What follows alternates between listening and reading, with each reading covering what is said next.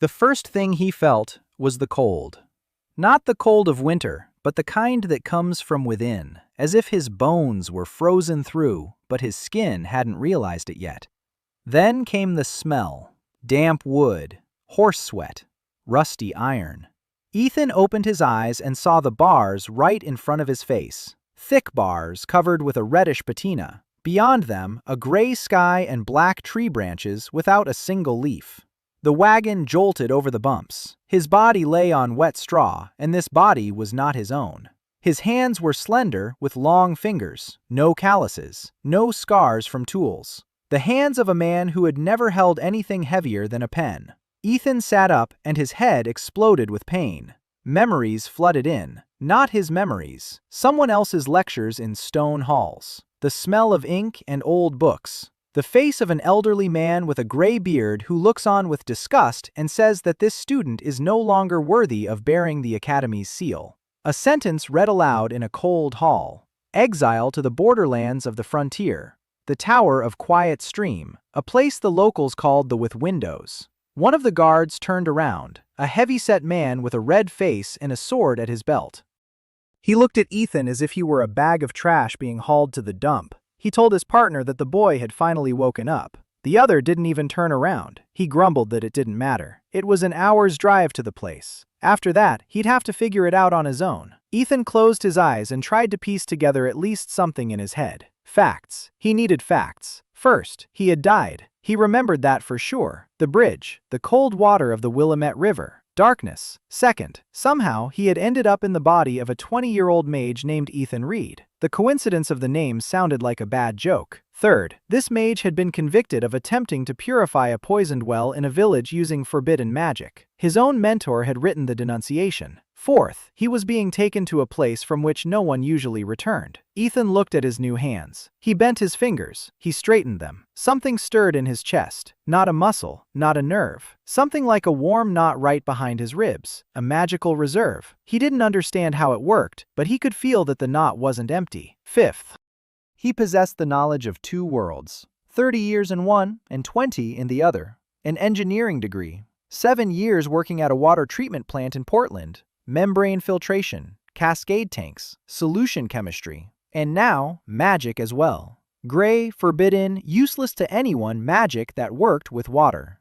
The wagon emerged from the forest and Ethan saw it. The tower stood on the edge of a rocky hill by a dried-up stream, 5 stories tall. Leaning, the roof had collapsed on one side and the sky was visible through the hole. Walls of dark stone covered in moss and cracks. No fence, no gate. Just a door made of blackened oak and a rusty lock. Not a single living tree within 100 paces. Only bare trunks and gray grass. The border of the borderlands. The land that the Great Seal had poisoned 1,000 years ago. The cursed lived here. Werewolves, dragon half-breeds, dark elves, the children of witches. The Church of Light called them inhuman and authorized the Inquisition to kill them without trial. The curse was neither a word nor a brand. It ate away at the body. It distorted the flesh. It poisoned the blood. It shortened life to 30 years.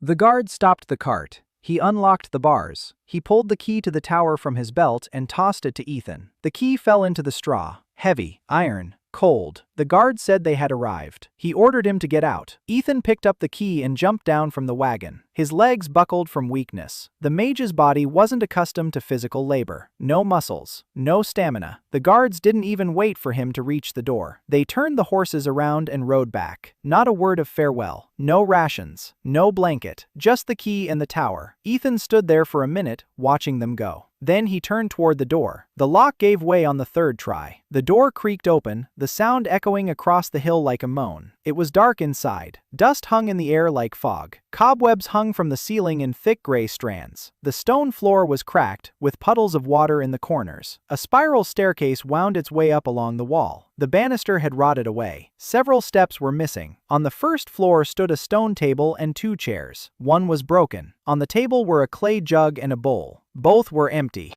In the corner was a fireplace clogged with soot and debris. Ethan walked on. The second floor turned out to be a bedroom. The bed had no mattress, just a wooden frame and bare planks. The window had no glass. The wind blew freely through the room. Half of the third floor had collapsed. The fourth floor was cluttered with some mold-covered boxes. The fifth floor was that very hole in the roof. Through it, he could see the gray sky, and the first raindrops were already falling onto the floor. Ethan went back downstairs. He found a narrow door behind the staircase on the first floor. Beyond it, stone steps led to the basement. He went down. It was almost pitch black, but a strange, faint glow came from somewhere below. Bluish, cold. The steps ended, and Ethan found himself in a circular room carved entirely out of the rock. In the middle stood a stone pool, small, 1 meter in diameter. Water flowed in a thin stream from a crack in the wall. It filled the basin and drained through a channel in the floor somewhere deep into the rock. The water glowed, dimly, barely noticeably, but it was definitely glowing. Ethan crouched down and looked. The water was clear. Clearer than any water he'd ever seen in his life. In both of his lives. He dipped his finger in. The temperature was about 12 degrees. Odorless. He cupped some in his palm and held it up to the light. A barely noticeable residue remained at the bottom of his palm. White. Crystalline. He licked it. Magnesium. Lots of magnesium. And something else he couldn't identify. Something that didn't exist on the periodic table. The engineer inside him said it was interesting. The magician inside him said it was a source. Ancient. Powerful. The very one that was the reason the tower had been built right here. Ethan sat down on a cold stone next to the pool. The sound of water filled the basement with a quiet, steady whisper. He remembered his station in Portland. Concrete tanks, chlorine, membranes, kilometers of pipes. A system that supplied water to 700,000 people, and not a single one of them ever stopped to wonder where the clean water in their taps came from. Here, there were no pipes, no membranes, no chlorine. There was stone. There was magic. And there was water that glowed in the dark and smelled like something that didn't exist in his old world. But the principle was the same. The water goes in dirty, it passes through the system, it comes out clean. Everything else is just details. Ethan stood up. He went upstairs. He stepped out onto the threshold of the tower. The rain had intensified. A gray wall of water was falling onto the dead earth of the borderlands. Somewhere far off at the edge of the forest, lights flickered. Maybe a village, maybe an Inquisition patrol. He stood on the threshold of his new home, alone, in a foreign body, on the edge of a cursed land, with a rusty key in his pocket and a spring in the basement. Rain lashed his face. Ethan wiped his eyes and went inside. The first thing he did was clear out the fireplace. He pulled out the debris with his hands. He found some dry rags in one of the drawers on the fourth floor. He conjured a fire with magic. Or rather, the body did. It remembered the motion. A snap of the fingers and a small flame appeared at the tip of his index finger. The fireplace caught fire. Warmth spread through the room, slowly driving out the dampness. Ethan sat down by the fire on the only chair left intact. Hunger gnawed at his stomach, but there was no food. There was no blanket. There were no tools. There was nothing but the fire and the sound of water from the basement. He sat there until dark. Then he went up to the fifth floor and lay down on the floor by the hole in the roof. The rain had stopped. Through the hole, he could see the sky, a foreign sky with foreign stars, not a single familiar constellation. Ethan lay there, gazing upward. Somewhere in his head, the sound of splashing water still echoed. The river in Portland and the magical water in the basement. Two kinds of water, two worlds, one task. To fix what's broken. He closed his eyes. Tomorrow would be his first day on the job. The morning began with hunger. Ethan woke up on the floor of the fifth story with a stiff back and an empty stomach. The sun was beating down through a hole in the roof right into his face. He sat up. He looked around. In the daylight, the tower looked even worse than it had yesterday. Cracks in the walls ran from floor to ceiling. The stone had crumbled in places, and a draft blew through the gaps. But the structure was solid. The walls were thick. The foundation was sound. Whoever built this tower knew what they were doing. Ethan went downstairs. First things first, water. He scooped some water from the pool in the basement and drank it. The water was cold and clear. His hunger hadn't gone away, but his head cleared. He went outside and walked around the tower in a circle. The area. He needed to get a sense of the area. To the north lay a dead forest. trunks stripped of bark, gray, dry, but not all of them. Closer to the stream, he noticed several trees with green shoots at the base. The stream. Ethan walked over to it. The bed was almost dry. A thin trickle of water barely seeped between the rocks. He crouched down and looked. He sniffed it. He scooped some up. The water was murky with a yellowish tint. It had a distinct taste of iron and something bitter. Cursed water. The very same poison that permeated the entire borderlands. Ethan followed the stream with his eyes. The stream flowed from the forest past the tower and headed south toward the plain. Somewhere out there must be a village. Those lights he'd seen yesterday. He returned to the tower and began taking inventory. Boxes on the 4th floor. He opened them one by one. The first contained rotten fabric. Useless. The second held empty vials, glass ones, intact. These would come in handy. The third contained old books. The pages were stuck together from moisture. He carefully separated a few. The text was in the common language. Notes from the tower's former owner. Fragments of formulas. Diagrams of some rituals. The name on the cover had been worn away. The 4th box contained tools. A hammer with a cracked handle. A chisel. A coil of rope. Nails. Rusty but sturdy. Ethan felt something close to joy. Tools are life. The 5th box contained clay. Dry, lumpy, gray clay. He rubbed a piece between his fingers. Good clay, suitable for sealing, suitable for pottery if he could find a kiln. He spent the next 2 hours on the roof. The hole was serious, 2 by 3 meters. The rafters had rotted and collapsed inward, but the rest of the roof was still holding. He pulled the debris down. He found several straight branches in the forest that were thick enough to serve as temporary beams. He laid them across the hole. He covered them with the scraps of fabric from the box and sealed the joints with clay. This isn't a repair, it's a patch, but it'll hold until the first heavy downpour. Food. He wouldn't last long without food. The mage's body was weak and thin. He needed calories. Ethan searched the area around the tower within a radius of 100 steps. He found some bushes with small, tough berries. He tried one. It was sour enough to make his jaw clench, but not poisonous. He found a family of beetles under a rock. He found something resembling wild onions by the stream. Not much. He returned to the basement and looked at the spring again. The water flowed evenly and calmly, a thin trickle from a crack in the rock. The pool was filled to the brim. A channel carried the water downward somewhere. Ethan lay down on the floor and peered into the channel. It was dark, but the sound of the water carried far. The system was deeper than he'd thought. The spring was feeding something beneath the tower, or perhaps the spring was part of something larger. He stood up and began doing what he did best, taking measurements. Without gadgets or tools, just his bare hands and his head. Flow rate. He calculated in his head how much water his palm could hold in 10 seconds. About half a liter per minute, 30 liters per hour, 720 per day. Not much, but more than enough for one person. Temperature. Stable. 12 degrees in the morning, 12 degrees in the afternoon. The spring wasn't affected by the weather above. Deep-seated. Composition. He took one of the glass jars from the top, poured some water into it, set it on a stone ledge by the wall. Next to it, he placed a second jar with water from the stream. An hour later, he compared the sediment. The water from the spring left a thin white film on the sides. Magnesium salts. The water from the stream left a brown sediment with black specks.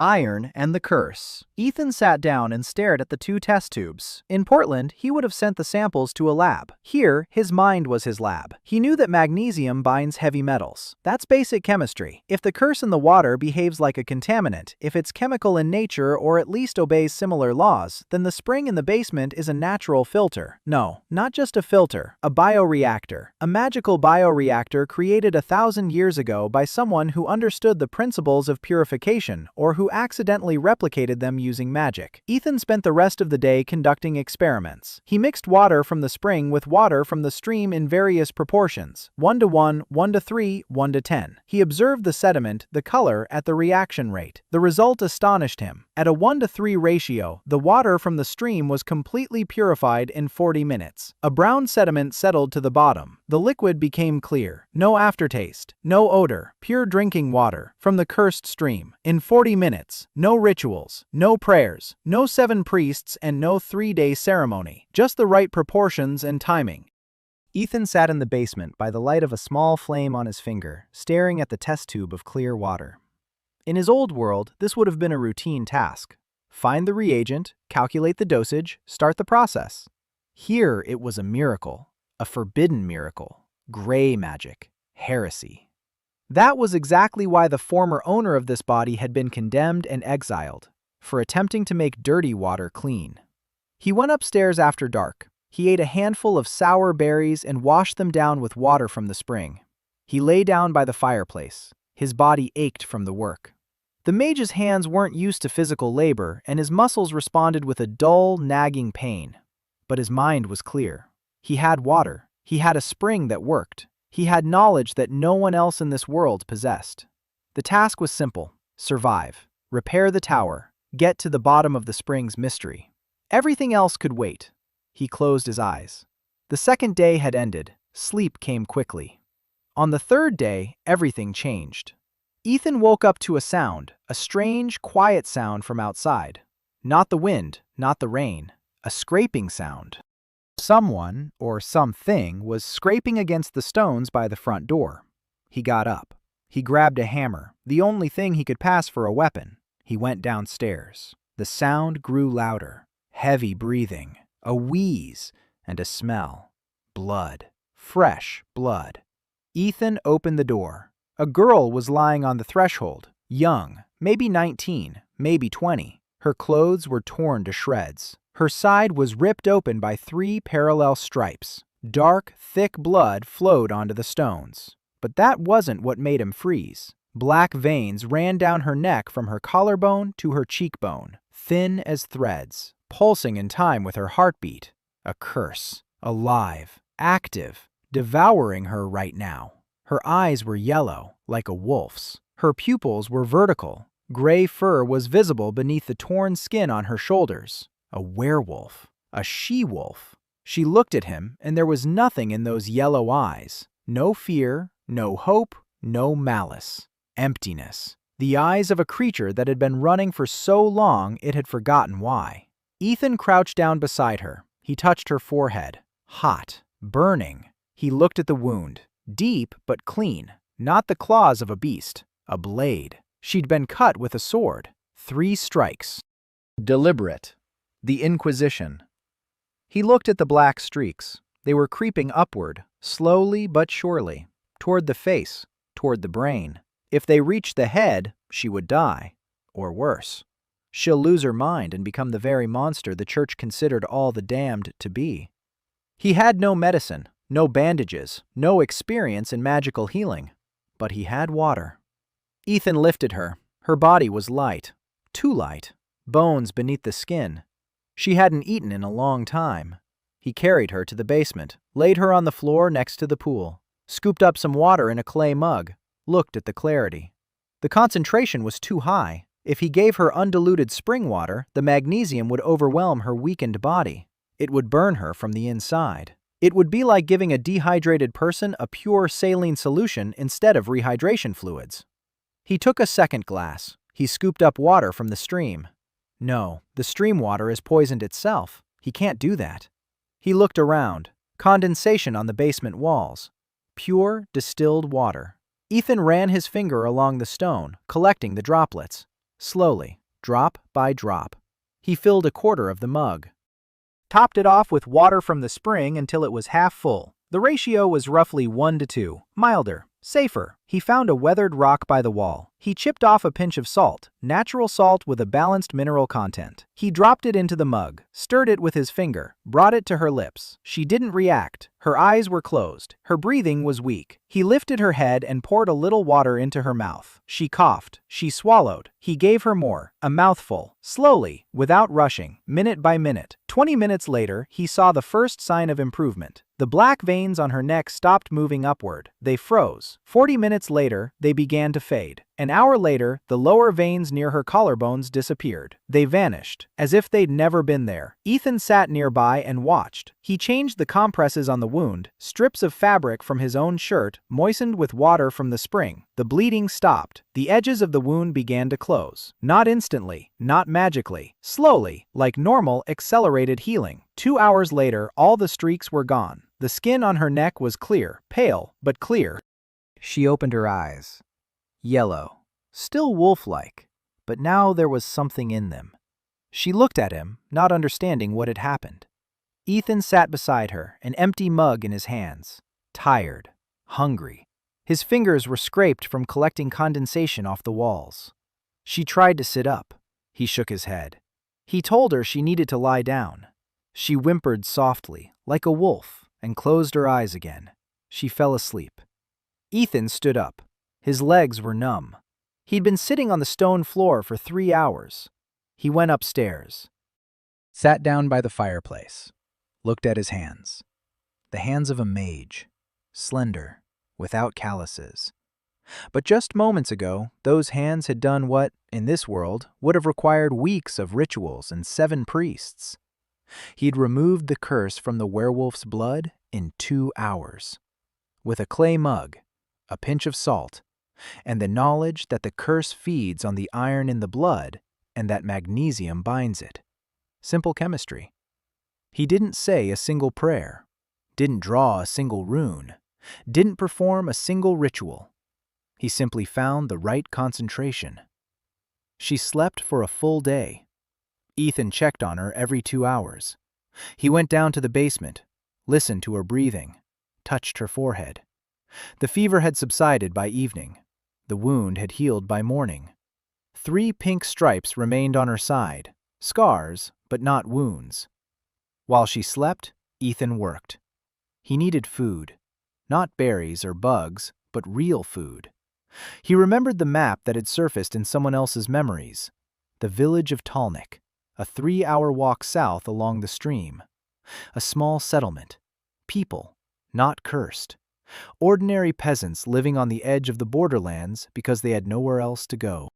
Going there was dangerous. An exiled mage from the watchtower wasn't the kind of guest they'd welcome, but hunger left him no choice. He went down to the she-wolf. She was lying on her side, curled up. Her breathing was steady, calm. He left a mug of spring water beside her, diluted, soft, and set off. The journey took 3.5 hours. The mage's body wasn't used to walking. His legs buzzed. His breathing became labored on the uphill stretches. But the landscape was changing. The dead forest gradually gave way to a living one. The trees here were short and crooked, but green. The grass was thicker. Birds. He could hear birds. Not a single one had sung near the tower in the borderlands. The village of Talnik turned out to be a dozen houses along the road. Stone walls, thatched roofs, cattle pens. At the edge of the village was a well with a wooden pulley. Ethan walked up to the well and peered inside. Water at the bottom, dark. He knew that color. Cursed. These people were drinking poisoned water. Maybe not as badly as in the center of Porabeji, but enough to make them sick. Enough for the children to grow up weak. Enough for the elderly to die young. They spotted him quickly. A man with an axe came out of the nearest house. Behind him came a second man with a pitchfork. A woman herded the children into the house and slammed the door shut. The man with the axe approached and asked who he was. Ethan introduced himself. He said he was the new owner of the Tower of Quiet Creek. The man spat. He said the last mage from the tower had died 2 years ago and no one had shed a tear for him. He asked why Ethan had come. Ethan looked at the well, then at the man. He said he could make their water clean. The man didn't lower his axe. He said mages don't do anything for free. Ethan replied that he needed flour, and meat if there was any, and seeds if they could be found. The man stared at him for a minute. Then he turned to the other man. They exchanged glances. The man asked exactly how the mage planned to clean the well. Ethan asked for a bucket. They gave him a bucket. He drew some water from the well. He sniffed it. He licked it. Iron, sulfur, and a curse. A faint, lingering curse that permeated everything here. In the earth, in the water, in the air. 1,000 years of poison. He asked if there were any stones nearby with a white coating. The man didn't understand. Ethan explained it more simply. White stones by the stream. Soft ones, the kind that crumble in your hands. The man pointed to a spot on the outskirts. There was a deposit of rock with a high magnesium content. Ethan gathered 2 sacks full. He brought them to the well. He ground the stone into powder. He poured it into the bucket of well water. He stirred it with a stick. He waited 20 minutes. He showed the result. A sediment at the bottom, brown, thick. The water on top was clear. The man with the axe leaned over the bucket. He sniffed it, scooped some up with his hand, tasted it. His eyes widened. He said he hadn't drunk water like this since he was a child, back when his grandmother was still alive and used to fetch water from the upper spring, which had long since dried up. Ethan explained what needed to be done. Every 3 days, pour a certain amount of powder into the well. He showed how much, measuring it out with handfuls. The water won't be perfect, but it will be much better. The iron will be gone. The bitterness will be gone. The curse will weaken, though not completely.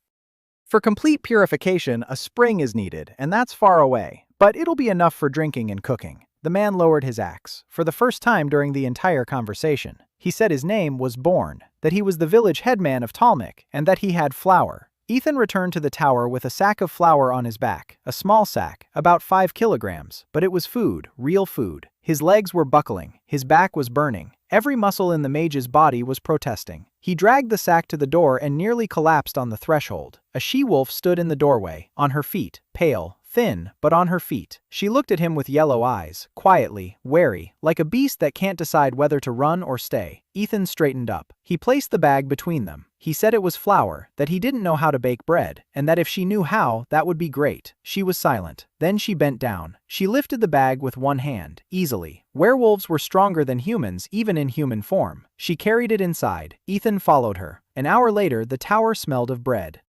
She found an iron skillet among the boxes on the 4th floor. She kneaded the dough. She lit a fire in the fireplace. Flatbreads, rough, burnt around the edges, but the smell filled the entire tower from the basement to the roof. They sat on opposite sides of the fireplace and ate in silence. She ate quickly, hungrily, like a starving beast. He ate slowly. Every bite was an event. Then she told him her name. Hannah, just Hannah, no last name. Ethan nodded. He said his name was Ethan. She asked why he'd helped her. He replied that she'd been at his doorstep and he had water that could help. She looked at him for a long time, trying to find a lie, a catch, a hidden motive. She found none. She turned away. They didn't speak again that evening. Hannah lay down by the fireplace, right on the floor. She curled up like wolves do, nose to tail. Only she didn't have a tail, not in human form. Ethan covered her with the same cloth he'd used to patch the roof. She didn't move, but she didn't throw it off either. The next day, Ethan set about the task he'd been putting off, the spring. He needed to understand how it worked, not on the surface, but deep down.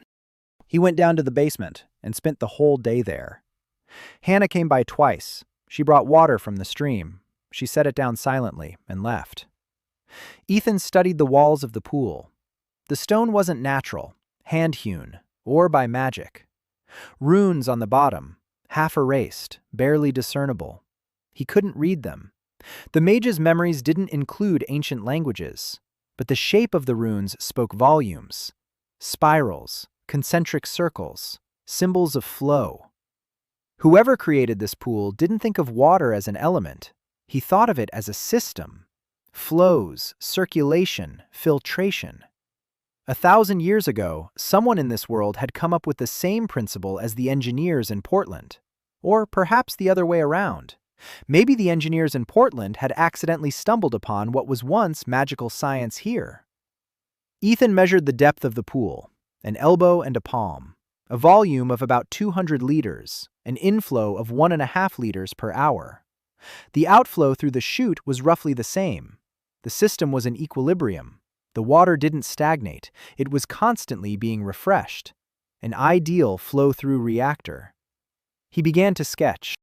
He found a flat stone and a piece of coal from the fireplace. A diagram. The pool is the primary reservoir. Water from the rock passes through a mineral layer and is enriched with magnesium and something else magical. What if we made a second reservoir? Divert some of the water into a separate container. Let it settle. The first reservoir would be for fresh, highly concentrated water. The second for settled water, soft and safe for the infirm. The third could be mixed with stream water for household needs. A cascade. A 3-stage cascade like the one at the station in Portland. Only instead of concrete tanks, stone. Instead of chlorine, magic. Instead of pumps, gravity. He needed stone. Lots of stone. And hands. His own hands, those of a magician, weren't suited for heavy labor. He came out of the basement and found Hannah on the roof. She was sitting on the edge, looking out at the forest, keeping watch, out of habit. 3 years on the run teach you to sleep with one eye open and always know where danger will come from. Ethan sat down beside her. He told her his plan. 3 tanks, a cascade system. The first for the concentrate, the second for soft water.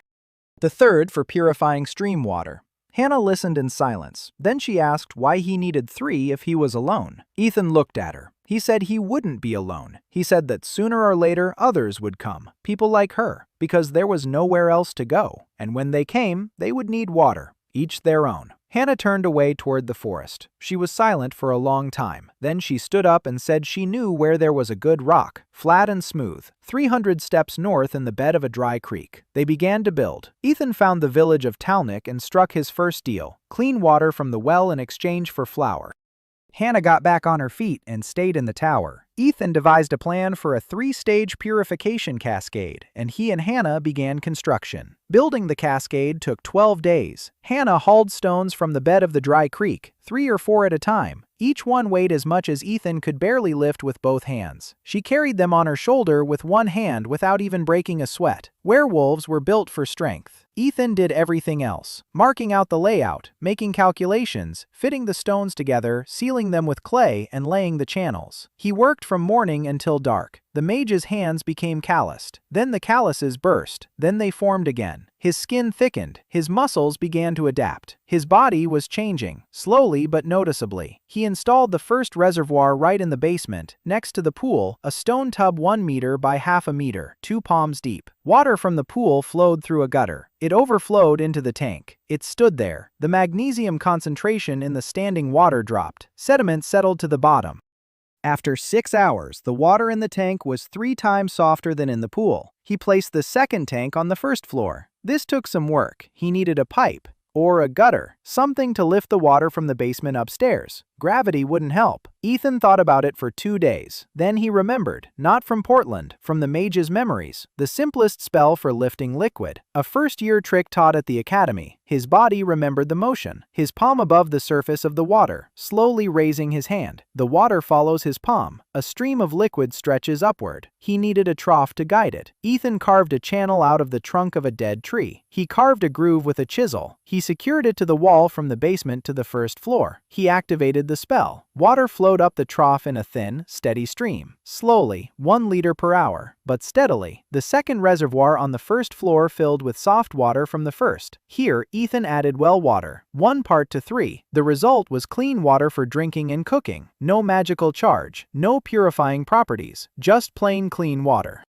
He placed the third tank outside, against the tower wall, for household use. Rainwater mixed with white stone powder, the most basic purification for laundry, for watering, if there's ever anything to water. The cascade started working on the 13th day. Ethan stood in the basement and listened. 3 sounds of water, the gurgling of the spring, a quiet splash in the first tank, a steady drip in the second. 3 stages, 3 levels of purification, just like in Portland. Except in Portland, he'd had a team of 20 engineers and a budget of $2 million. Here, it was stone and clay and his own hands. Hannah stood on the stairs and looked down, silently. She didn't understand why there were 3 different kinds of water. Ethan explained. The first was for treatment, strong, concentrated, dangerous if dosed incorrectly. The second is for daily life, pure and gentle. The third was for household use. Hannah asked who he was going to treat. Ethan replied that it was for whoever came. She turned away again, but he noticed the corner of her mouth twitch. Almost a smile. Almost.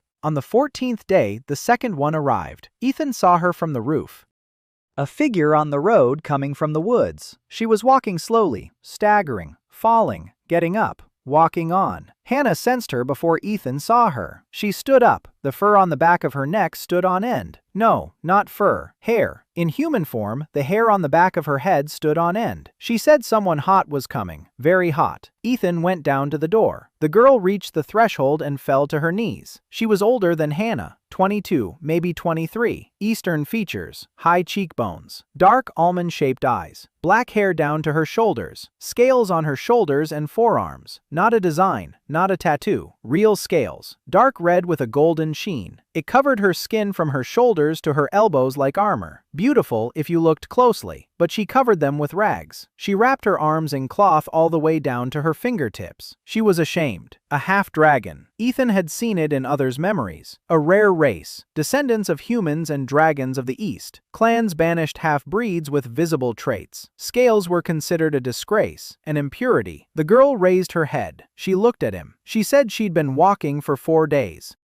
that she'd heard there was a mage here who didn't kill the cursed. That if it wasn't true, then let him kill her quickly because she was tired of running. Ethan crouched down in front of her. He looked at the scales. He touched them gently.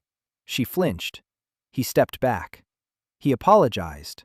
He asked for permission. She hesitated and held out her hand. He examined the scales. Warm, dry, small. Each scale was the size of a pinky fingernail. The skin around the edges was inflamed. Red. The scales were growing, and the surrounding skin couldn't keep up. It hurt. It must have hurt constantly. Beneath the scales, he felt a pulsation. Hot. Dragon fire. It smoldered in her blood. Not a curse in the usual sense, more like a legacy that the body couldn't fully accept. A conflict between two natures, human skin and dragon blood. The body was trying to be both at once and couldn't handle it. Ethan led her to the basement. Hannah stood in the corner and watched, yellow eyes staring into yellow eyes. A she-wolf and a she-dragon. Two predators in one room. The tension was thick enough to cut with a knife. Ethan paid no attention. He was working. He scooped up some water from the pool. He looked at it. He shook his head. Dragon blood needed something else. Magnesium wouldn't do. Dragon fire fed on something entirely different. He recalled his experiments, the yellow sediment from sulfur in the stream water. Sulfur, dragons and sulfur. It made sense. Fire and sulfur. If the she-wolf's curse fed on iron, then the she-dragon's conflict might react to sulfur, not intensify because of it. Calm down, like a fire calms down when it's fed properly, not to extinguish it, but to let it burn steadily. He took the sulfur sediment from his test tubes. He dissolved a pinch of it in water from the spring. Temperature. The cold spring water would extinguish the dragon's fire. Painful, dangerous. She needed warm water. Ethan heated the mug with a spell. Not boiling water, body temperature. 36.5. He added sulfur, stirred it, handed it to her. She looked at the mug suspiciously, sniffed. Her eyes widened. She recognized the smell. Sulfur, the smell of home, the smell of the dragon clan. She drank it in one gulp. Half an hour later, the inflammation around her scales began to subside. The redness faded. Her skin smoothed out. The scales remained. They hadn't gone anywhere. But now they lay flat against her skin, smooth, without inflammation, without pain. The dragon fire inside had transformed from a ragged flame into a steady heat. 2 types of fuel, 1 furnace. She just needed to adjust the flow. The girl sat on the basement floor and looked at her hands, at the scales that, for the first time in years, didn't hurt. She said her name was Si-Yun Lee, and that she didn't believe what had happened. Ethan replied that believing it wasn't necessary. The main thing was that it worked. Then he realized he had to tell her the truth. He sat down across from her. He said there was a condition. He said that purification through the spring works, but it binds her to the tower. He didn't fully understand how himself. But after purification, Hannah couldn't go far. Her power was tied to the tower's stones. She could leave physically, but a part of her would remain here forever. He said he'd only found this out after purifying Hannah, that he hadn't known beforehand, that if he'd known, he would have warned her, and that he was warning her now. Si-Yun looked at him, then at Hannah. Hannah was standing in the corner, silently. She didn't nod. She didn't shake her head. She just stood there. Si-Yun asked what bound meant. Ethan replied that part of her power had become part of the tower's defenses, that she could leave and return, but she wouldn't be completely free. Si-Yun laughed, briefly and bitterly. She said she hadn't been free for a single day in her life, that the clan had bound her with her blood, the Inquisition had bound her with fear, the road had bound her with hunger, and if being bound to the tower was the price she had to pay to stay healthy, then she agreed. She asked only one thing. Was he her master now, or not? Ethan replied that he wasn't, that he was an engineer, not her master. Si-Yun didn't understand the word engineer. Hannah snorted in the corner. She didn't understand it either, but she snorted differently, almost warmly. That evening, the 3 of them sat by the fireplace. Hannah ate in silence. Si-Yun ate noisily and demanded more bread. Ethan watched them and thought about how he needed more flour, and meat, and tools, and answers. Why does the source bind people? How does it work? Can it be undone? Who created the pool, and why? He remembered the items from the box, the old books belonging to the previous owner. He'd have to examine them more closely tomorrow. Hannah got up and went out onto the roof to keep watch. Sion leaned against the wall next to the fireplace. Her scales shimmered in the firelight, red and gold. She noticed Ethan looking at her. She pulled her sleeve down lower to cover herself. Ethan told her she didn't need to hide it. He said they used to make stained glass at his house, that her scales looked like beautiful stained glass at sunset, and that he didn't understand who had told her it wasn't pretty. Sion froze. She looked at him for a second. 2, 3. Then she stood up and quickly went upstairs. Ethan heard her sit down on the floor by the walls. Quietly. He didn't follow her. Some things take time.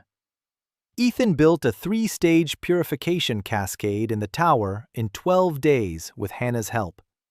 On the 14th day, Se-yun Lee, a half-dragon from the Eastern clan, arrived.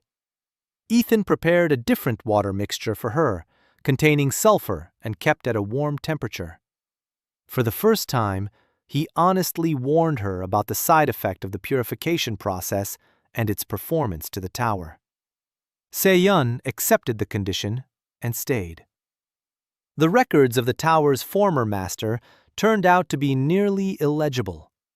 The pages had stuck together from moisture. The ink had smudged. But Ethan sat over them for 3 evenings, deciphering them word by word. The former master's name was Domik Ver, a mage of the water school. He had been exiled to the tower 14 years ago for the same sins as Ethan: unauthorized experiments, gray magic, and attempting to help the cursed. His notes began optimistically: plans, diagrams, formulas. He too had found the spring. He too had realized that the water was special. He tried to use it, but Domik wasn't an engineer. He was an old-school mage. He tried to enhance the water's properties with spells, rituals, runes, prayers turned inside out. Nothing worked the way he wanted it to. The entries grew shorter and shorter, darker and darker. By the 3rd year, the letters began to dance. His handwriting broke down. Domik wrote that he heard voices from the spring, that the water was calling him, that he couldn't sleep. The last entry was dated the 4th year. 3 lines. The water knows, it always knew. I'm not the one she's waiting for. After that, blank pages. Ethan closed the book. Domik Ver died in that tower, alone, without answers. The water in the basement kept flowing. It flowed before him and will flow after him. But it doesn't call to Ethan. It doesn't whisper to him. It doesn't try to drive him mad. Maybe because he doesn't need rituals to understand it. Maybe because he isn't afraid of it. He simply works with it as he would with any other system. Measurements, hypotheses, experiments, results. No mysticism. Week 4. A routine had settled into the tower. Strange and uneven, but it worked. Hannah would leave at dawn. She'd return around lunchtime with her catch, rabbits, partridges. Once she dragged in a deer, a whole one, on her shoulders. She dropped it by the threshold and said she'd found a herd 2 hours' walk to the north. She butchered the meat herself, quickly and precisely, her hands and claws. Watching her was both mesmerizing and a little creepy. Sayan took charge of the fire, the hearth, cooking, blacksmithing once we found an old forge in one of the ruins at the foot of the hill. Her dragon blood gave her heat in her palms. She could heat metal with a touch. Not melt it, but heat it enough to bend it. Ethan gave her the blueprints: iron brackets for the walls, hooks for hanging the pot, hinges for the shutters. She cursed in dragon, long and flowery, but she got the job done. Ethan took care of the water, and the tower, and the planning. Every evening he sat in the basement and kept records. A new book he'd started in a blank notebook found at the bottom of one of the boxes. Not magic formulas, an engineering log. Date, water temperature, flow rate, sediment composition, consumption per tank. Observations on Hannah's condition. Observations on Seon's condition. Medical charts. That's what he thought of them. Medical charts U. Hannah. She-wolf. An iron-based curse. Bound by magnesium. After purification, she needs a maintenance dose every 3 days. Cold water with magnesium and juniper. He found the juniper in the forest. Hannah brought a twig. She loved that scent. Ethan noticed and added it to her portion. Not for treatment. For her. Seon. Half-dragon. The conflict between two natures is not a curse in its purest form, removed with sulfur in warm water, a maintenance dose daily. Warm, almost hot, with a pinch of sulfur powder. Seon drank it, grimacing and complaining every time that it tasted bad. Ethan experimented. He added red pepper from the village's supplies. Seon snorted, but she finished it and asked for more. Trouble came in the 5th week. Ethan was returning from Talnik with a second batch of flour and a sack of turnips. Born, the village headman, had kept his word. The water in the well had improved. The village paid with flour and vegetables, not generously, but consistently. Halfway to the tower, Ethan noticed tracks. Fresh. Horse tracks. A heavy rider. Forged horseshoes. Not a village horse, a military one. He quickened his pace. He reached the tower and found Hannah at the door. She stood tense. The hair on her neck was bristling. Her eyes were narrowed. She said a man had come by, on horseback, wearing a black cloak with a silver clasp. He asked who lived in the tower, how many of them there were, what they did. Hannah hadn't shown herself. She'd stayed inside, but she'd sensed him. So had Seon. She'd been on the roof and had seen everything. She said the man had ridden all the way around the tower, stopped by the stream, looked at the outer reservoir, lingered there, then rode off toward the south. The Inquisition. Ethan knew that for sure. A scout, checking out the situation. The silver clasp was the insignia of the Order of the Silver Shield, a junior branch of the Inquisition, intelligence and investigation. They were checking the outposts, the watchtowers, and keeping tabs on exiled mages. One mage in an empty tower is normal. A mage with 2 cursed creatures in a renovated tower with a working purification system is something else entirely. Ethan sat down on the threshold. He thought. He had to decide. To hide or not to hide? To hide Hannah and Seon or not? To pretend he was alone or not? He looked at Hannah. She was standing nearby, waiting for a decision, ready to run if he told her to run. She'd been on the run for 3 years. She knew how. He looked at Seon. She was sitting on the steps, cleaning a knife she'd found in the ruins. Calm. Her hands weren't shaking, but the scales on her shoulders had darkened. The fire inside her was reacting to the threat. Ethan made his decision. We won't hide. He couldn't keep them hidden forever. Sooner or later, people did find out about them. Better to let them see a tower that works, people who are alive, water that's clean, than a hole where 3 fugitives are hiding. But they needed protection, not military protection. He wasn't a fighter. Hannah was strong, but a lone she-wolf couldn't hold out against a squad. Seon is passionate but inexperienced in battle. We need a different kind of protection, a smart one. Ethan went down to the basement. He looked at the spring. The water was flowing, quietly, calmly, glowing. He remembered how he'd purified Hannah, how the curse had left her blood. And he thought, if the curse is poison, and if the spring removes the poison from the blood, what would happen if a person without a curse drank this water? Nothing. The water would pass through pure blood and find nothing, like a filter through which water that's already clean has been passed. The result is the same as at the input. But what if fanaticism is also a poison? Not physical, mental, emotional. What if the Inquisition's millennia-old hatred of the cursed is also a kind of curse, one ingrained in the mind, passed down from mentor to student, from generation to generation, like poison in a well that no one notices because everyone has grown accustomed to that taste? Ethan jotted this thought down in his journal. He underlined it twice. Then he added a note beside it. Check it out, carefully. For now, it was just a hypothesis. He went back upstairs. Evening. The fireplace. Hannah brought 2 partridges. Seon was frying them in a skillet. Ethan was peeling a turnip. An ordinary evening, almost peaceful. Hannah ate in silence, as always. Seon argued with Ethan about the right way to fry meat. She insisted on high heat. He said it would be more tender over low heat.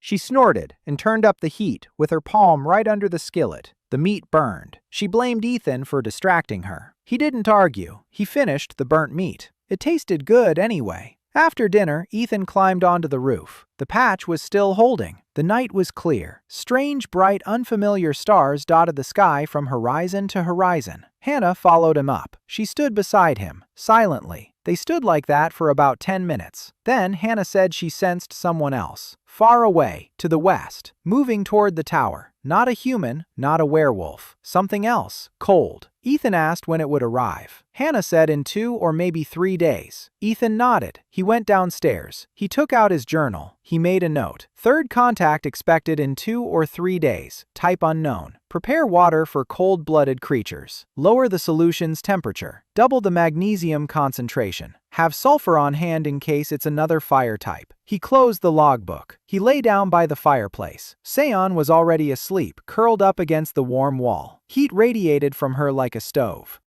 Ethan noticed that the fire had almost gone out, but the room was still warm. The dragon's blood warmed the space around her. He smiled. He thought that if anyone else with such intense heat showed up, they certainly wouldn't freeze in the winter. Then he thought about the scout, about the silver clasp, about the fact that somewhere at Inquisition headquarters, someone was reading a report about a strange mage in the Tower of Quiet Stream. He thought there wasn't much time left. He thought he needed to be ready. He closed his eyes. Behind the wall, Hannah sat on the roof, gazing westward, into the darkness.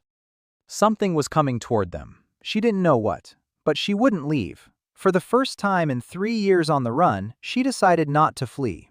A routine had settled in at the tower, and roles had been assigned. Hannah hunts while Seon works with fire and metal. Ethan keeps an engineering log with individual entries for each resident. An Inquisition scout had come and inspected the tower. Ethan decided not to hide. He began to consider the hypothesis that the Inquisition's fanaticism might also be a form of curse. Hannah sensed that a third person was approaching the tower. She arrived on the 3rd day, just as Hannah had predicted. Not by the road, through the forest, quietly, like a shadow among the dead tree trunks. Ethan saw her first. He was standing by the outer reservoir, checking the sediment. He looked up and she was already 30 paces away. Tall, thin, pale, almost gray skin. Hair white down to her waist. Long, pointed ears. Her eyes were dark, with no whites. Entirely black. A dark elf. She stopped and looked at him, silently, expressionless. The way someone looks at a door, deciding whether to enter or not. She was wearing a tattered robe. Gray fabric with remnants of embroidery, lunar symbols, a priestess, a former priestess of some cult. Ethan set the vial down on a rock. He straightened up. He said his name was Ethan and that he was the master of this tower. He asked if she needed help. She remained silent for another 10 seconds. Then she said she needed a book. Not help. A book. Ethan didn't understand. She explained. Her voice was quiet, steady, emotionless. She said that 14 years ago a mage named Ver had lived in this tower. That he was the only one at the academy who studied the connection between water and curses. That he had kept records, research, formulas, and that she needed those records. Ethan asked why. She said she was the last priestess of the cult of Moonwater, that the cult had been destroyed by the Inquisition 12 years ago, that everyone had been killed. She had survived because she'd been hidden in a well, a little girl in a stone well, for 3 days, in the darkness, in the icy water, while the temple burned above and her sisters screamed. Ever since then she had been searching for knowledge, any kind, about water, about curses, about ways to purify what cannot be purified. She had heard of Ver. She came to his tower. She was 10 years too late. Ethan was silent. Then he said the records existed, damaged, almost illegible, but they existed, and she could look at them. But first, she should eat. She looked as if she hadn't eaten in a week. The elf looked at him. Something resembling suspicion flashed in her black eyes. She asked what the price was. Ethan replied that it was a bowl of soup. Seon was just simmering a broth made from deer bones. The elf entered the tower. Hannah stood in the doorway, tense, but not aggressive. She was already used to broken creatures. Seon handed her the bowl in silence. She looked at the white hair and black eyes. Then she looked away. The elf ate slowly, neatly. Even when hungry, she held her spoon as if she were seated at a formal banquet. Training, upbringing, 12 years of wandering hadn't been able to erase that. Then Ethan took her to the basement. He showed her Domic's records. He showed her the source. He showed her the cascade. She stood in front of the pool and stared at the water. For a long time, Ethan saw her lips moving. She was reading the runes at the bottom, those same half-erased runes that he couldn't make out. She was reading them. Fluently. He asked what it said. She turned to him. She said it was the Elder dialect, the language of the first mages. The language in which the Great Seal was written 1,000 years ago. She said the inscription stated that this vessel was a point of connection, that what was divided would be reunited through pure water, that the keeper would open the way. Ethan asked again, "The keeper?" She nodded. "The one who uses the spring for its intended purpose, not for himself, for others." Ethan sat down on the stone floor. He looked at the water. A point of connection. Not just a filter, not just a healing spring, something more. Connected to the Great Seal, to the division of the world into the center and the borderlands. He asked her name. She hesitated. She said her real name had been taken from her along with the temple. That for the past 12 years she'd called herself Maeve. Maeve Thorwood. A fake name for a fake life. Ethan nodded. He said Maeve was a beautiful name, real or not. She didn't answer. She took Domic's notes and sat down in a corner of the basement. She read until morning. Ethan went upstairs. Hannah was waiting on the stairs. She asked with her eyes. Ethan said the elf would stay. Hannah nodded. Without objection, she trusted his decisions. It was both good and scary at the same time. In the morning, Maeve came up from the basement, paler than yesterday, with eyes red from reading. Her black eyes, streaked with red, looked frightening. She found Ethan by the fireplace. She said she'd gone through Domic's notes. She said he was both a genius and an idiot. A genius because he understood the nature of the source. An idiot because he tried to work with it like a magician rather than a craftsman. He was looking for a spell, a ritual, a magic word, but all he needed to do was work with his hands, the way Ethan does. Ethan smirked. He said it was the first time he'd heard a scientist praised for working with his hands. Maeve didn't smile. She never smiled, but something in her voice grew a little warmer. She said that Domic's notes contained diagrams of additional channels. There's a whole network under the tower, not a single source, but a system. Pipes carved into the rock, chambers, reservoirs.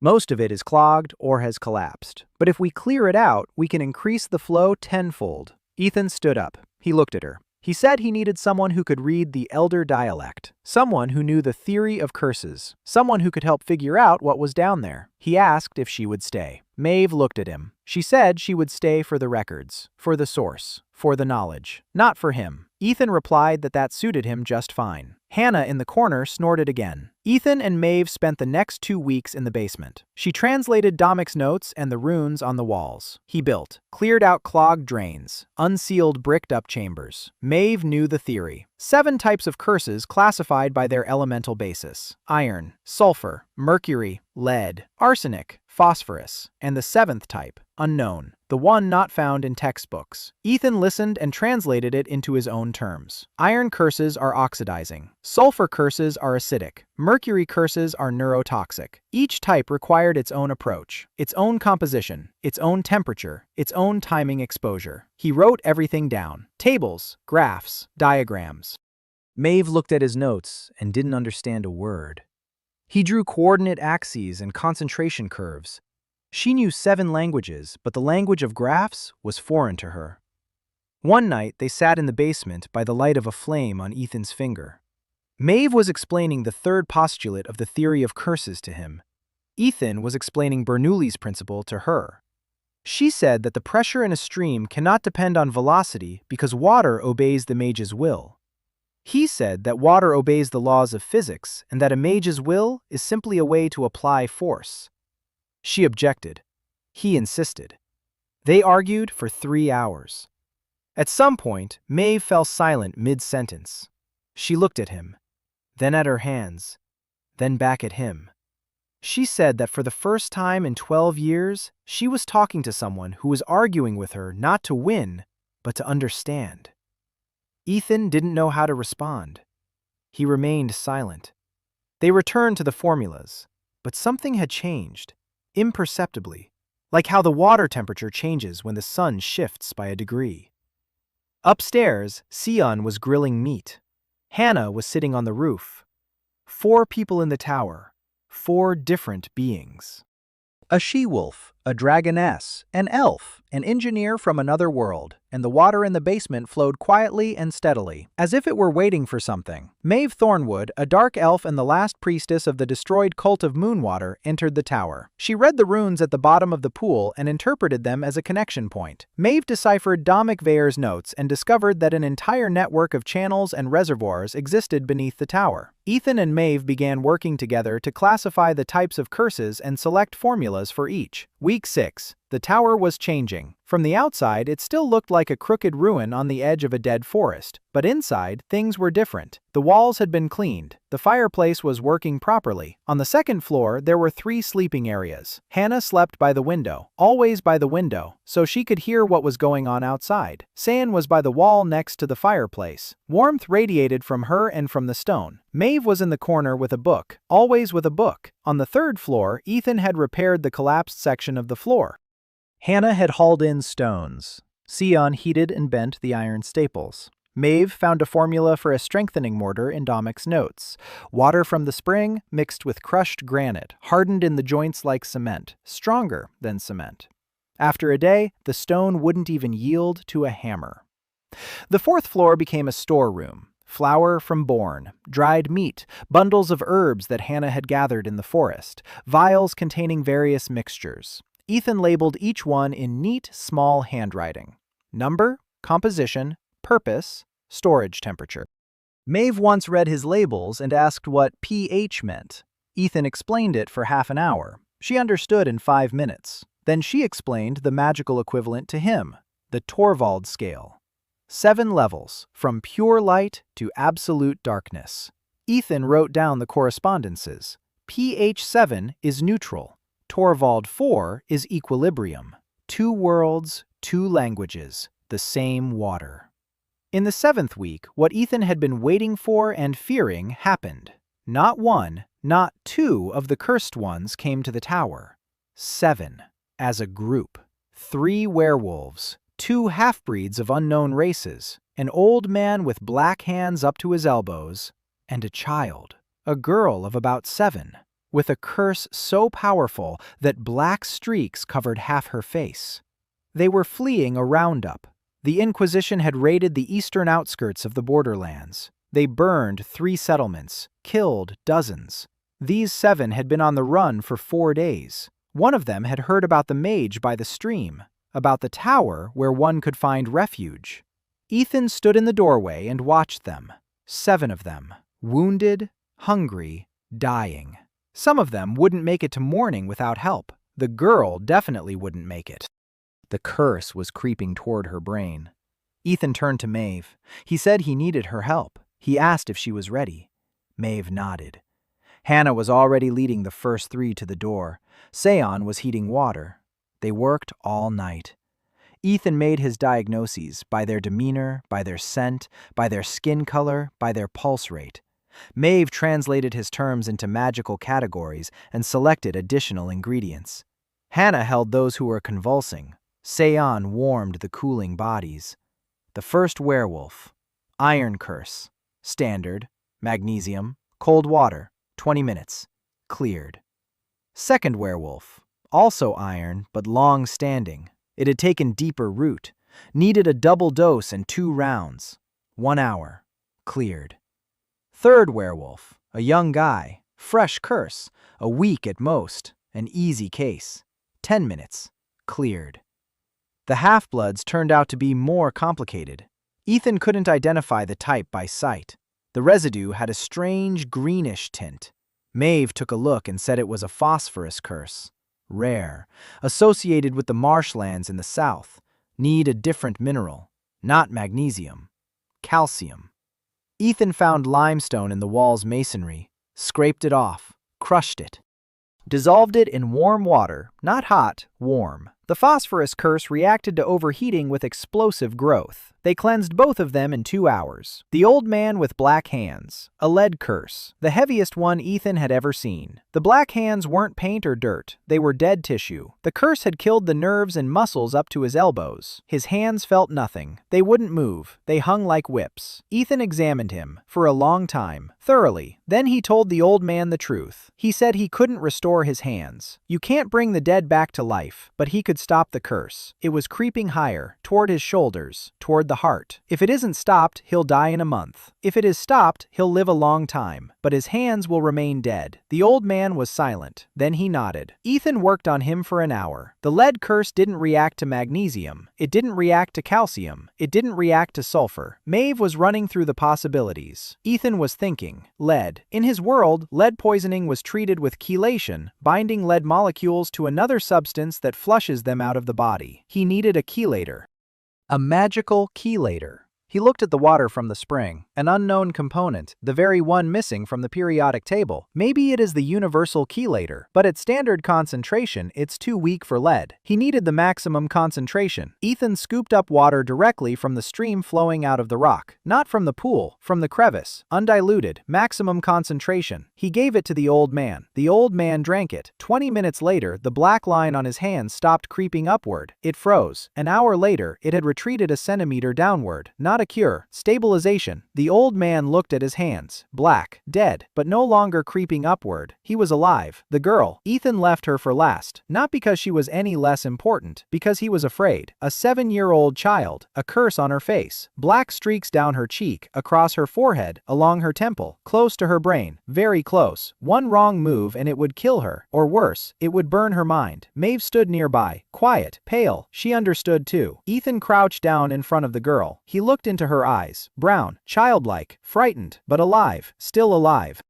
He asked her name. She whispered that it was Lyra. Ethan nodded. He told Lyra he'd give her some water, that the water wouldn't taste good, but that she needed to drink it slowly, one sip at a time, not to rush. He prepared the solution. A weak one. Very weak. A quarter of an adult's dose. A child's body reacts differently, faster, more intensely. You can't overload it. He handed her the mug. She drank sip by sip. She grimaced, but she drank. 10 minutes later, the first veins on her forehead faded. 30 minutes later, they disappeared from her cheek. An hour later, only a thin line remained near her temple. Ethan stopped. He didn't remove the last line. Too close to the brain. Too dangerous. Let her body handle it on its own. Slowly. Naturally. He would give her water every day. Drop by drop. A week. 2. As long as it took. Lyra fell asleep in his arms. She simply closed her eyes and fell asleep. The way children fall asleep when they feel safe. Ethan sat on the basement floor with the child in his arms and looked at the 6 cursed adults sitting and lying around him. Cleansed. Alive. Exhausted. 7 people in a single night. 7 different diagnoses. 4 types of curses. 6 different compositions. His cascade had managed it. Barely. At the limit. The first reservoir was almost empty. The source needed time to replenish the supply. But it had managed it. Maeve stood by the wall and looked at him. Something glinted in her black eyes. She turned away quickly, but he noticed. In the morning, the question arose. 7 new ones. Where to put them? What to feed them? The tower isn't made of rubber. The food supplies would last a week, for 4 people, not 11. Ethan gathered everyone on the first floor. He said he was glad they were alive. He said the tower was their home if they wanted to stay. But he also told them the truth about the bond, about how the purification tied them to the tower. 3 of the 7 decided to leave. Werewolves, young, strong. They needed freedom more than safety. Ethan gave them water to take with them, a month's supply. He explained how to maintain the purification on their own. White stone powder, dissolved in clean water, to be drunk in the morning and evening. Not a cure, just a crutch. Without the source, the curse will return. Slowly. In 6 months, maybe a year, but it will return. They left. 4 remained. The old man, 2 half-bloods, and Lyra. The little girl clung to April. No, April hadn't arrived yet. The little girl clung to Siyun.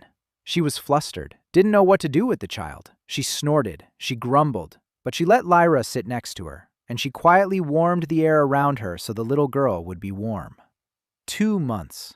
The Quiet Creek Tower was no longer a ruin. The old man, whose name was Graham, turned out to be a carpenter. His hands were useless, but his mind and eyes still worked. He stood nearby and told them what to do. Hannah and the half-bloods did it. A new roof, complete, without patches, wooden with flat stone tiles. Hannah hauled logs from the distant forest, the living forest beyond the border of the dead zone, 3 hours each way. She would leave before dawn and return around noon with 2 logs on her shoulders. Every day, 10 days in a row. She didn't complain, she just did it. Ethan tried to tell her she could take it slower. She gave him a look and he didn't try again. They remodeled the second floor. 4 separate rooms instead of 1. Partitions made of stone and wood. Not a luxury, but everyone had their own space. Hannah chose the room with a north-facing window, overlooking the forest. Siyun chose the one facing east, toward the sunrise. Maeve chose the one facing south, the brightest one, for reading. The 4th room stood empty, for now. Ethan slept on the 3rd floor, alone, next to the lab. The 3rd floor had become his workshop. A table made of a stone slab, shelves made of planks, test tubes lined up in rows, notes on the walls, diagrams, graphs, correspondence tables, pH and the Torvald scale, mineral composition and magical equivalent, concentration curves for each type of curse. Maeve added her own notes, the Elder dialect, references to ancient texts. Sometimes they wrote on the same wall at the same time, he on the left, she on the right. Then they'd look at the result and try to understand each other. Sometimes they succeeded. Trade with Talnik grew stronger. Born came by cart once a week. He brought flour, vegetables, cloth, and tools. He took water, 3 small barrels of purified water in exchange for the goods. The village noticed the difference. Children got sick less often. The elderly lived longer. The well with the white powder still worked, but the water from the tower was better, cleaner, and tastier. Bourne didn't ask any questions about who lived in the tower. He saw Hannah, saw her yellow eyes, saw her carry a log with one hand. He said nothing. He was interested in water, not politics. But one day he told Ethan something important. He said that 3 days' journey to the south lay the city of Arenhold, a garrison and the headquarters of the Inquisition, and that the scout who had come to the tower was from there. And that, according to rumors, the Inquisition was preparing a report on suspicious activity along the northern border. Ethan took the information. He thanked Bourne. He gave him a 4th barrel of water for free. Bourne nodded and rode off. That evening, Ethan gathered everyone together. He told them about Arenhold, about the office, about the possible report. Hannah silently stood up and went up to the roof. This meant she would take charge of surveillance. Sayan slammed her fist on the table and said, "Let them just try to show up." Maeve quietly remarked that the Inquisition doesn't just show up. It comes, with an army, in an organized manner, according to plan, and that when it comes, fists won't help. Ethan said he wasn't going to fight. Sayan asked, "Then what?" Ethan replied that he intended to be useful, so useful that destroying him would cost more than putting up with him. He explained, "Talmik already depends on the tower, water, clean water for the village with sick children. If the tower is destroyed, the village will lose its water. 1 village isn't enough, but what if there are 5 or 10? If the entire county gets its clean water from the tower, then destroying it would be political suicide for any inquisitor." Maeve nodded. "Slowly," she said. "It's a clever plan," she said. "It won't work against a true fanatic, but it will slow him down. It will buy us time." Ethan agreed.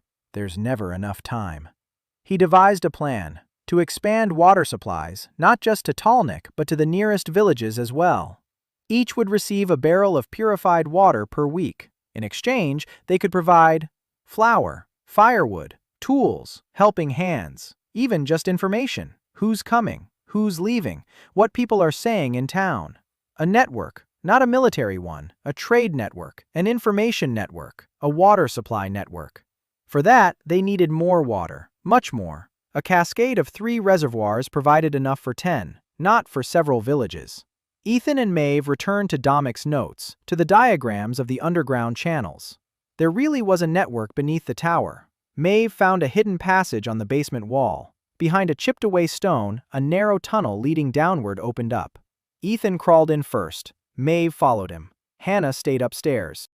The tunnel ran for 30 paces. Then it widened into a chamber, a round one, twice the size of the main basement. In the center was another pool, dry and empty. Channels radiated out from it in 4 directions like the rays of a star. All were clogged with rocks, mud, and roots, but the structure was intact. Ethan stood in the dead chamber and saw, not with the eyes of a mage, with the eyes of an engineer. It was a pumping station, a secondary one. The main source upstairs fed this chamber. From here, water flowed out in 4 directions: north, south, east, west. When this system was operational, it supplied clean water to an area spanning tens of kilometers, perhaps hundreds. Whoever built this had thought on a scale not of a tower, but of a region. Ethan ran his hand along the wall of the basin. Runes, the same as those upstairs. Maeve crouched down and began to read. Her voice trembled. She said this wasn't just a water system. It was part of the seal, that very great seal that had divided the world. More precisely, it was part of what the seal was meant to do. Not to divide, but to unite, to purify the borderlands, to bring the cursed land back to life.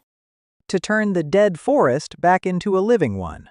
1,000 years ago, the first king created this system not as a barrier, but as a cure. But someone blocked the channels, walled up the chamber, buried the system under stones and oblivion. The church. Ethan understood this immediately. The church knew that the borderlands could be healed, but it didn't want that. Because if the cursed ceased to be cursed, the enemy would vanish. And without an enemy, the church would have no justification for its power. 1,000 years. For 1,000 years, they kept those channels closed, and they killed every guardian who came close to the truth. Dominic Vare found the chamber. He wrote about it in his journals, and he died a year later, alone, in an empty tower. Ethan stood in the darkness and breathed. Maeve stood beside him. She was silent. Then she said quietly that now she understood why her cult had been destroyed. The cult of Moonwater knew, not everything, but enough. The priestesses remembered the old songs about water that heals the earth, about towers that stand like lighthouses, about guardians who open the way. The Inquisition didn't come because they were heretics,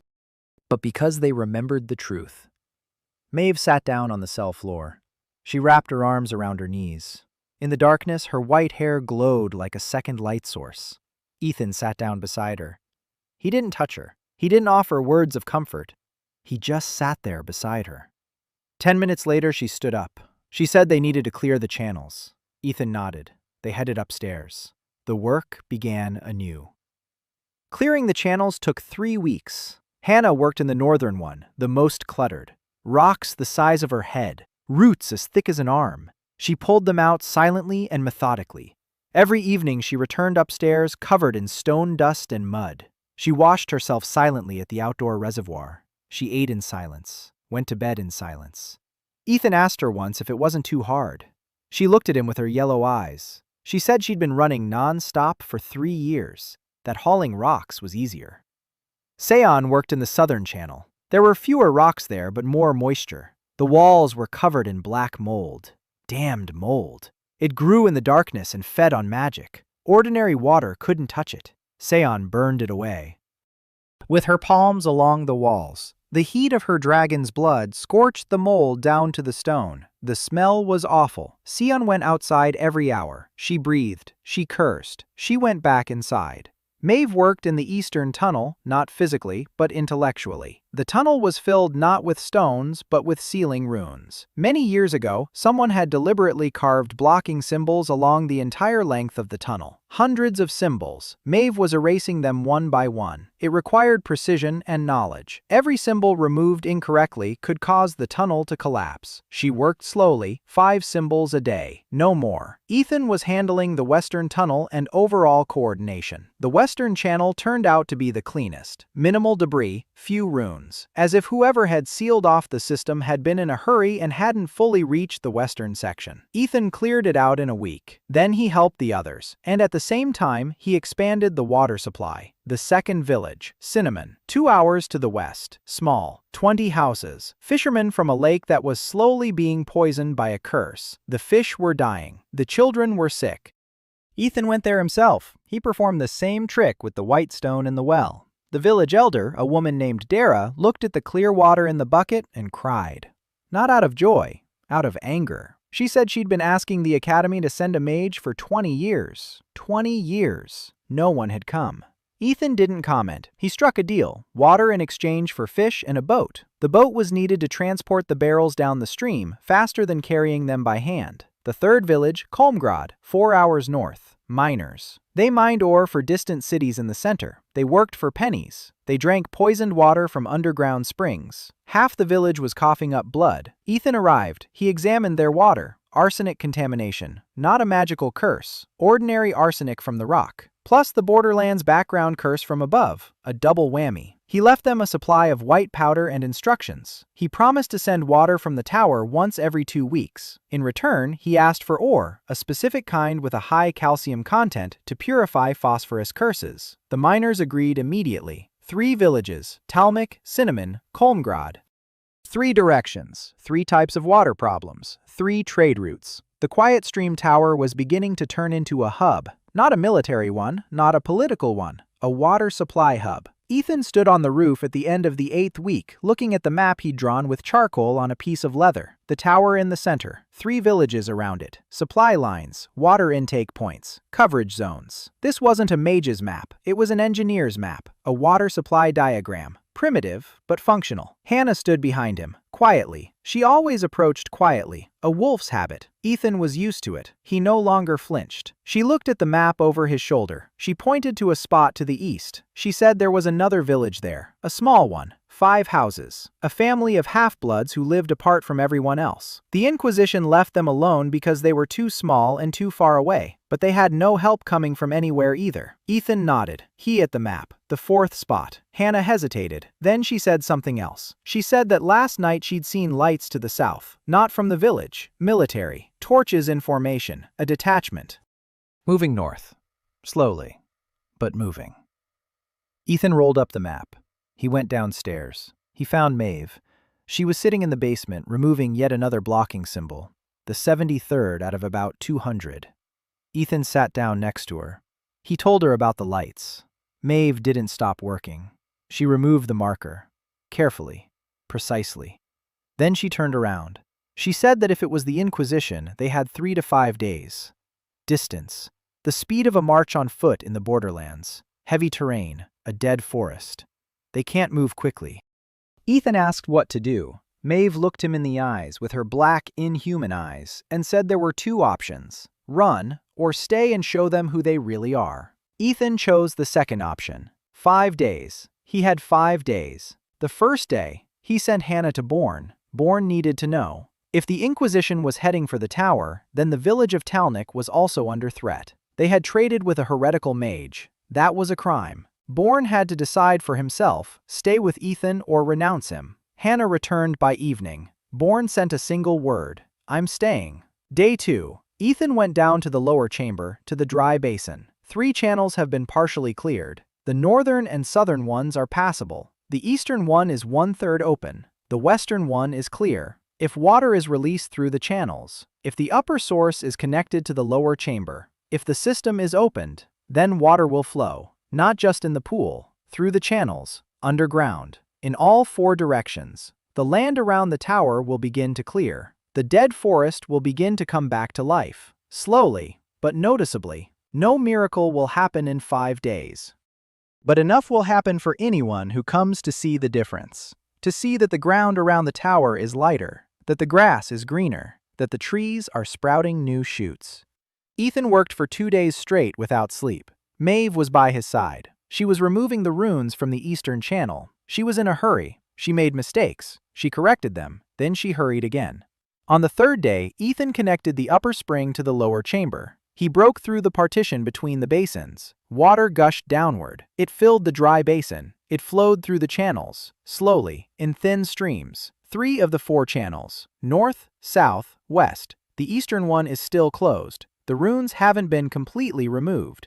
The ground trembled, slightly, barely perceptible, but Hannah on the roof felt it. Cian felt it. Lyra woke up and began to cry. Graham stood up from the bench and went outside. The water was flowing underground, in all 4 directions, invisible, but Ethan knew it was there. He could feel it. A warm knot in his chest pulsed in time with the flow. His magical reserve responded to the movement of the water. He didn't control the system. He was part of the system. The Keeper. Maeve had called him that, and he was beginning to understand what it meant. On the 4th day after the channels were activated, the dead forest surrounding the tower changed. Not magically, not instantly, but noticeably. The gray bark on the nearest tree trunks cracked, and green shoots emerged from the cracks. Thin, pale, but alive. The grass at the base of the tower turned from gray to greenish. Not bright, a dusty, muted green, but it was life, for the first time in 1,000 years. The stream had changed too. The water in it had become cleaner. Not clear, but the yellowish tint was gone. The taste of iron had faded. Ethan checked it every morning.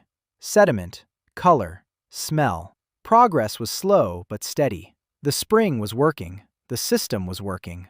The earth was absorbing the clean water and beginning to release the millennia-old poison.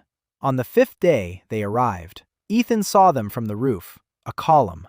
20 horsemen. Behind them, foot soldiers. Another 30. Black cloaks. Silver clasps. The order's banner on a pole. A silver shield on a black field. The Inquisition. Not a scout, a detachment. At the head rode a man on a raven-black horse. Tall, thin, straight back. A face as if carved from stone. Gray eyes beneath a low hood. On his chest, not a silver clasp, but a gold one.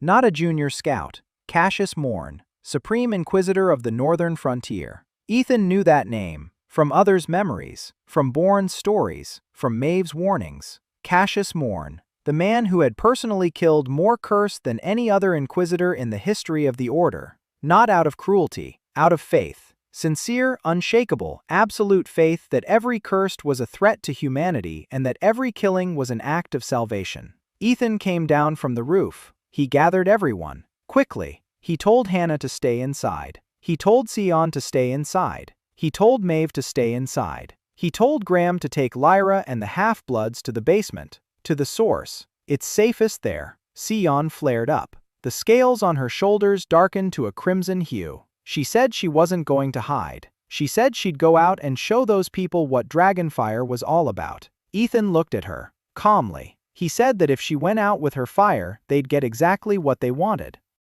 Proof that dangerous creatures lived in the tower. A pretext for an attack. A license to kill. Sion wanted to object. Maeve placed a hand on her shoulder. She whispered that Ethan was right. Sion shook off her hand, but she stayed. Ethan went out alone, toward the gates. A single man, unarmed, without armor, without magical protection. In his hands, a wooden bucket of water from the spring. Cassius Morn halted his column 50 paces from the tower. He dismounted. He walked forward alone. His men remained where they were. Discipline. He approached Ethan, stopped 3 paces away, looked down at him. He was a head taller. His gray eyes were as cold as a winter stone. He said his name was Cassius Morn, that he was the Supreme Inquisitor of the Northern Frontier, that, according to information from his interrogators, in the Tower of the Silent Stream, the exiled mage Ethan Reed was harboring evil creatures, werewolves, half-breeds, dark elves, creatures condemned to be shot by decree of the Church of Light, that this is heresy, aiding the enemy of humanity, and that he had arrived to conduct an inspection and make an arrest. Ethan listened. He didn't interrupt. When Cassius finished, Ethan asked if the Inquisitor could see what was happening around them. Cassius didn't understand. Ethan gestured with his hand, at the trees, at the shoots, at the green grass, at the stream. He said that a month ago there hadn't been a single green leaf here. He said the earth had been dead, cursed, just like the entire borderlands. He said that now it was coming back to life, because the water from the tower cleanses not only blood but also the earth. Cassius looked around. He saw the shoots. He saw the grass. His expression didn't change. He said it might be a trick, deceptive magic, dark sorcery masking evil as good. Ethan nodded. He said it might be, and he suggested a way to test it. He picked up a bucket, held it out. He said it was water from the tower's spring, pure. If Cassius is pure, the water won't do anything to him. It would pass through him just as it would through any healthy person. If there was poison inside him, any poison, the water would reveal it. If Cassius believed he was in the right, he had nothing to fear. Cassius looked at the bucket, at Ethan, at the tower behind him. His men stood in formation and watched. 50 pairs of eyes. Cassius couldn't refuse, not in front of his men. Refusal would mean he was afraid, that he wasn't sure of his own innocence. He snatched the bucket from Ethan's hands, raised it, drank long, greedily, and pointedly. Water ran down his chin onto his black cloak. He threw the empty bucket to the ground, wiped his lips, smiled. A hard, cold smile. He said he was clean, and that now Ethan would hand over the creatures or die with them. Ethan didn't move. He watched. He waited. 30 seconds. A minute. Cassius frowned. He asked what he was waiting for. Ethan didn't answer. He saw it. A thin black line was visible on Cassius's neck. On the left, below his ear, like a thread. Very thin, barely noticeable. Then a second one, on the right, along his cheekbone. Cassius didn't feel it. He didn't see it. But his men did. The rider closest to him leaned forward in the saddle. His eyes widened. A whisper rippled through the ranks. Cassius realized something was wrong from the look on their faces. He raised his hand to his neck. He touched it. He looked at his fingers. Nothing. But the lines were creeping further, across his forehead, along his temples, a fine web of black veins. Like cracks in porcelain. Cassius turned to his men. He saw their faces. He saw the horror. He understood. He ripped the glove off his right hand. He looked at his skin, black threads across his wrist, down his forearm. He stared at his hand and couldn't breathe. Ethan spoke softly, calmly. He said that water doesn't create a curse. It reveals what's already there.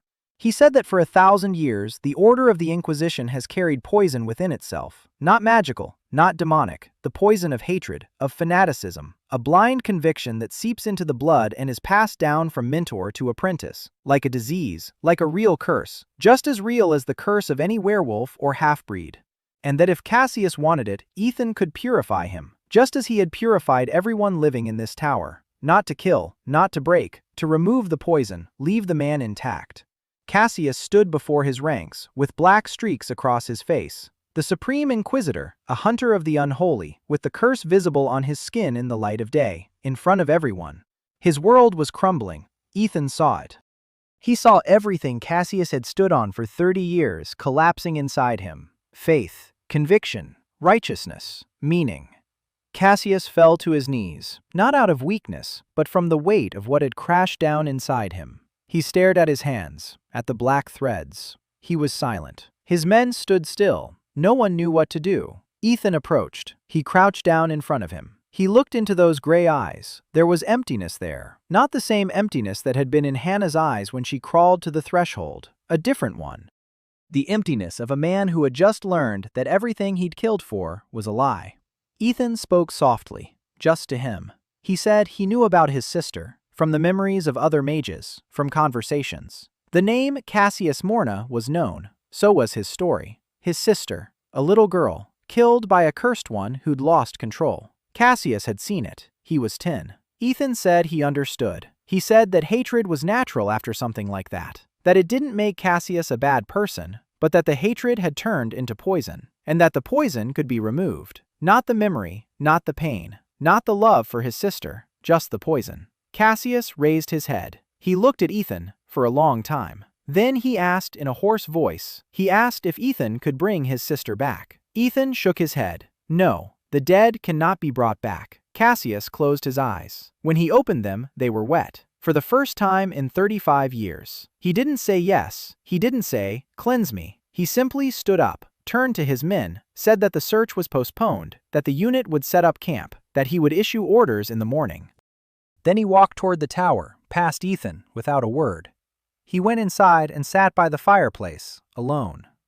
Hannah stood in the shadow of the staircase. Her yellow eyes glowed in the darkness. She looked at the Inquisitor sitting by her fireplace, the man who had killed hundreds like her. She didn't move. She didn't growl. She just stood there and watched.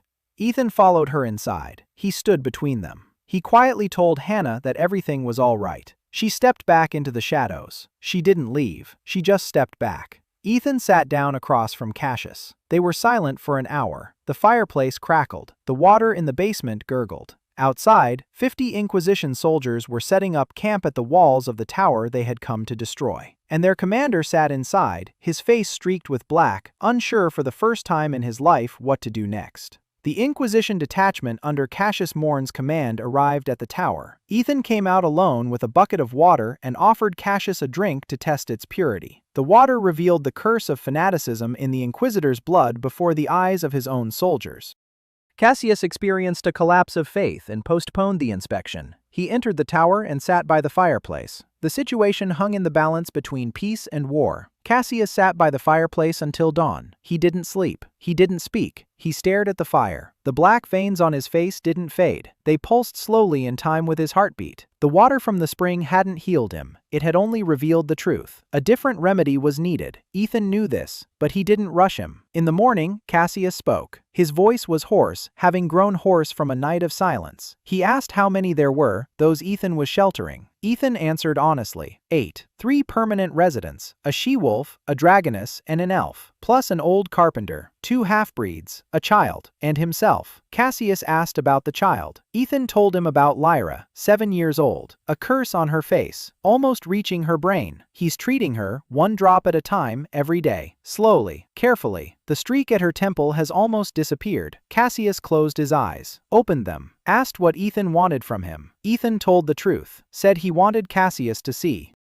Didn't believe it. He didn't give in. He just saw with his own eyes what was happening here. One day. Let him see how the tower lives. Let him see the water, the cascade, the people Ethan has purified, the land coming back to life. One day. Then let him decide for himself. Cassius was silent for a long time. Then he nodded. One day. Ethan led him through the tower. He showed him the basement, the spring, the cascade of 3 reservoirs. He explained how it worked, not in magical terms, but in simple words. Dirty water goes in, clean water comes out. In the middle is a system that filters out the poison. He showed him his notes, tables, graphs, medical charts. Cassius looked at the walls covered with formulas and diagrams. He didn't understand a word, but he saw a system, order, not the chaos of a mad heretic. Work. He showed him the lower chamber, the channels, the runes. He explained that this was part of the Great Seal, that the system was created not to divide but to heal, and that the church had kept it hidden for 1,000 years. Cassius stopped by the dry pool. He looked at the runes. He said it might be a fake. Ethan nodded. He said it might be. He called out to Maeve. The elf stepped out of the shadows, white hair, black eyes. Cassius recoiled. His hand darted toward his belt. There was no sword. He'd left it outside. Maeve didn't move, calm, fearless. She looked at the Inquisitor and began to read the runes, aloud, in the Elder dialect, the language of the first mages. Cassius knew this language, not fluently, in fragments. Inquisitors were taught to recognize forbidden texts. He heard the words and understood enough. Point of convergence, keeper, pure water, healing. His face changed as Maeve read. It didn't soften. It hardened even more, but in a different way. Not the face of a hunter. The face of a man who had been shown a map and recognized the territory. Then Ethan led him upstairs, into the common room. Lyra was sitting there, drawing with charcoal on a stone. Flowers, crooked, childlike flowers. The vein at her temple was as thin as a spiderweb, almost invisible. Lyra looked up. She looked at Cassius. She wasn't afraid. She didn't know who he was. To her, he was just a tall man in a black cloak with black threads on his face. She asked him if it hurt. Cassius didn't understand. Lyra pointed to his veins, then to her temple. She said she used to have ones like that too, that Uncle Ethan takes them away, with water, that it tastes bad at first but doesn't hurt afterward. Cassius looked at the child, at her crooked flowers, at the thin spiderweb by her temple, at her eyes, brown, childlike, alive. He turned and walked out. Ethan found him by the stream. Cassius was kneeling by the water, staring at his hands, black threads, his hands, the hands with which he had killed. Children, too, not personally, but his orders, his signature on the warrants. Villages wiped out to the last person, children burned along with their homes, because the curse is in their blood, because they're not human, because that's the right thing to do. That's what they were taught. That's what they believed. And a 7-year-old girl draws flowers and asks him if it hurts. Ethan sat down beside him, silently. He didn't comfort him. He didn't blame him. He just sat there, just as he'd sat beside Maeve in that dark cell, just as he'd sat beside Hannah on the roof, silently, right there. Cassius began to speak, slowly. It was hard. He told her about his sister. She was 8. That damn thief broke into the house at night. He lost control. He turned. Cassius watched from the closet. His mother hid him. She didn't make it in time for his sister. That was 35 years ago. Every day since then, he'd wake up with a single thought. No child should die like that. Not a single one. And for that reason, he did what he did. He killed so that children could live. Ethan listened. Then he asked quietly. He asked how many children Cassius himself had killed to save other children. Cassius didn't answer. He didn't need to. They both knew. Ethan said he couldn't bring his sister back. He couldn't undo 35 years. He couldn't erase the blood. But he could remove the poison. The kind that makes you believe murder is salvation. The kind that turns grief into hatred. The kind that's passed from mentor to student like a disease. He could leave the pain, the memory, the love for his sister, but remove that part that pulsed like black threads beneath his skin. Cassius was silent. The stream murmured. The water in it was clearer than it had been a week ago. Greenish grass was pushing through the rocks. Cassius stood up. He said he needed time. He returned to his camp.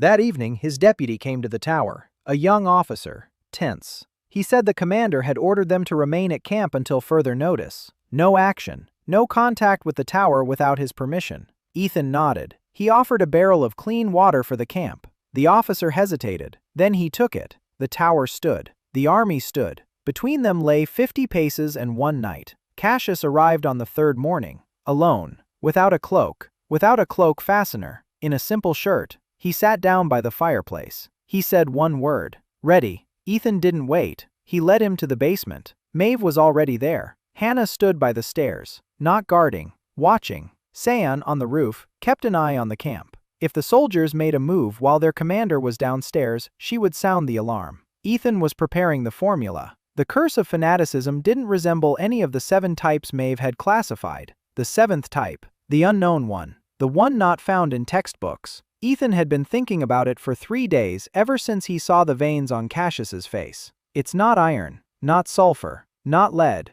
It's something mental, emotional. A poison that lives not in the blood, but in beliefs. But it manifests physically. So there's a bridge, something that connects the mind and the body. Neurochemistry. In Portland, he would have said neurochemistry. Here, he spoke of magical resonance. Different words, same essence. Ethan took water from the spring, undiluted, at maximum concentration. He added the sediment from the first tank, white and crystalline, pure magnesium. He added a drop of water from the stream, cursed water. Maeve flinched. She asked what he was doing.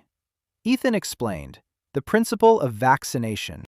To remove the curse from the blood, you have to expose the body to the curse in a microdose. Give it to the immune system, the magical immune system. A sample, so it can recognize the enemy and start fighting. Maeve looked at him. She said it was madness, that it wasn't described in any text. Ethan replied that in his world, it was described in every immunology textbook. Maeve closed her eyes. She opened them. She said she trusted him. It was the first time she'd said it out loud. Ethan handed Cassius the mug. He took it. His hands didn't tremble. He drank it. Nothing happened for the first 10 minutes. At the 15-minute mark, Cassius turned pale. At the 20-minute mark, he doubled over. He clutched his head. He groaned, not from pain, but from what was surging from within. Ethan saw the black veins on his face flare up. They became bright, bold, thick. They swelled like veins. The curse was fighting back. The water was pulling it to the surface, like a surgeon pulling a shard from a wound. Painful, terrifying, but necessary. Cassius screamed, not words, a sound. A pure animal sound from a man from whom something that had been growing inside him for 35 years was being torn out. Hannah clenched her fists on the stairs. Her wolfish instincts screamed to run from that sound. She didn't move. Maeve held Cassius by the shoulders, the little elf's hands on the shoulders of a warrior twice her size. She whispered something in the elder dialect, not a spell, a lullaby, an old one, the one sung by the priestesses of her destroyed cult. After 40 minutes, the veins began to recede, to fade, to grow thinner. After an hour, they were gone from her face. After an hour and a half, from her hands. After 2 hours, they remained only on her chest, above her heart, a fine mesh, stubborn, tenacious. Ethan stopped. He said that this part couldn't be removed with water. It was the core. It was connected to memory, to his sister, to the 10-year-old boy in the closet. To remove it would be to remove a part of Cassius, and Ethan doesn't do that. He isn't the church. He doesn't create empty shells. Cassius lay on the stone floor, drenched in sweat, pale, breathing heavily. But his eyes, those gray eyes that Ethan had seen, cold as winter stone, had changed. They hadn't become warm. They had come alive, like ice that had begun to melt. Cassius sat up. He looked at his hands, clean, without any veins. Then at his chest. There was still a mesh there, a thin one. He touched it with his fingers. He said quietly what he was feeling. He said the pain remained, the memory remained, his sister remained. But the hatred, that searing, constant hatred that had burned him every day for 35 years, was gone. And in its place was emptiness, a vast emptiness. Ethan said that emptiness was normal. That emptiness could be filled with something other than hatred. Cassius looked at him. He asked what? Ethan shrugged. He said he didn't know. He said he was trying to figure it out himself every day, but that there was a place in the tower, and work, and people who needed help, and that if Cassius wanted to, he could stay and help. Ethan would find him some water, too. Cassius stood up. He went upstairs. He went out to his camp. An hour later, he returned. He said he'd sent the squad back to Ehrenhold with a letter for the chancellery. The letter stated that the Quiet Stream Tower is an active outpost of the Academy and poses no threat, that an inspection had been conducted, no violations were found, signed by the Supreme Inquisitor. Ethan asked what would happen when the chancellery checked. Cassius replied that the chancellery doesn't question the word of the Supreme Inquisitor, at least not right away. That would give them months, maybe half a year, maybe a year. Sayan came down from the roof. She looked at Cassius, at the man who, an hour ago, had been screaming in the basement like a wounded beast, who had killed people like her, who now stood in their shared room without a cloak, without a sword, without hatred, with emptiness in his eyes and a thin mesh over his heart. She said that if he stayed, he should chop wood, because she was tired of burning her own fire for household needs. Cassius looked at her, at the scales on her shoulders, at her dark eyes full of fire and distrust. He nodded. He said he knew how to chop wood. Hannah snorted, the third time with Ethan, with an almost imperceptible warmth. Spring had arrived unnoticed.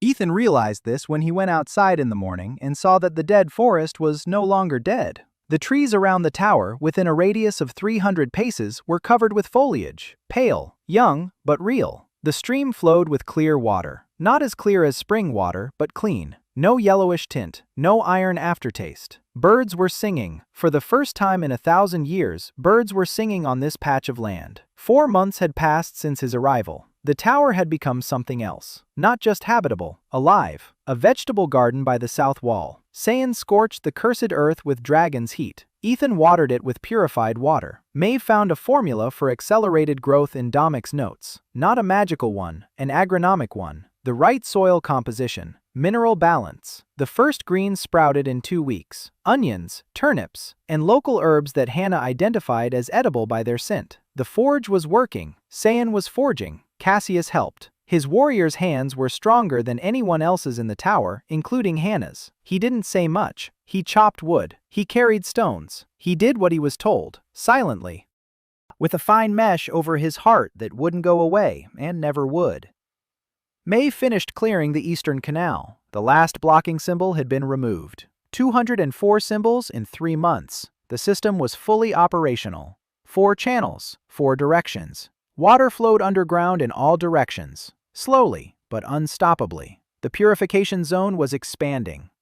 When Hannah ran toward the northern forest in search of game, she noticed that the edge of the living forest had shifted by 1 kilometer in 4 months. If this continued, in a year, the dead zone around the tower would disappear completely. In 5 years, the clean land would reach the nearest villages. In 20, it would cover the entire northern sector of the borderlands.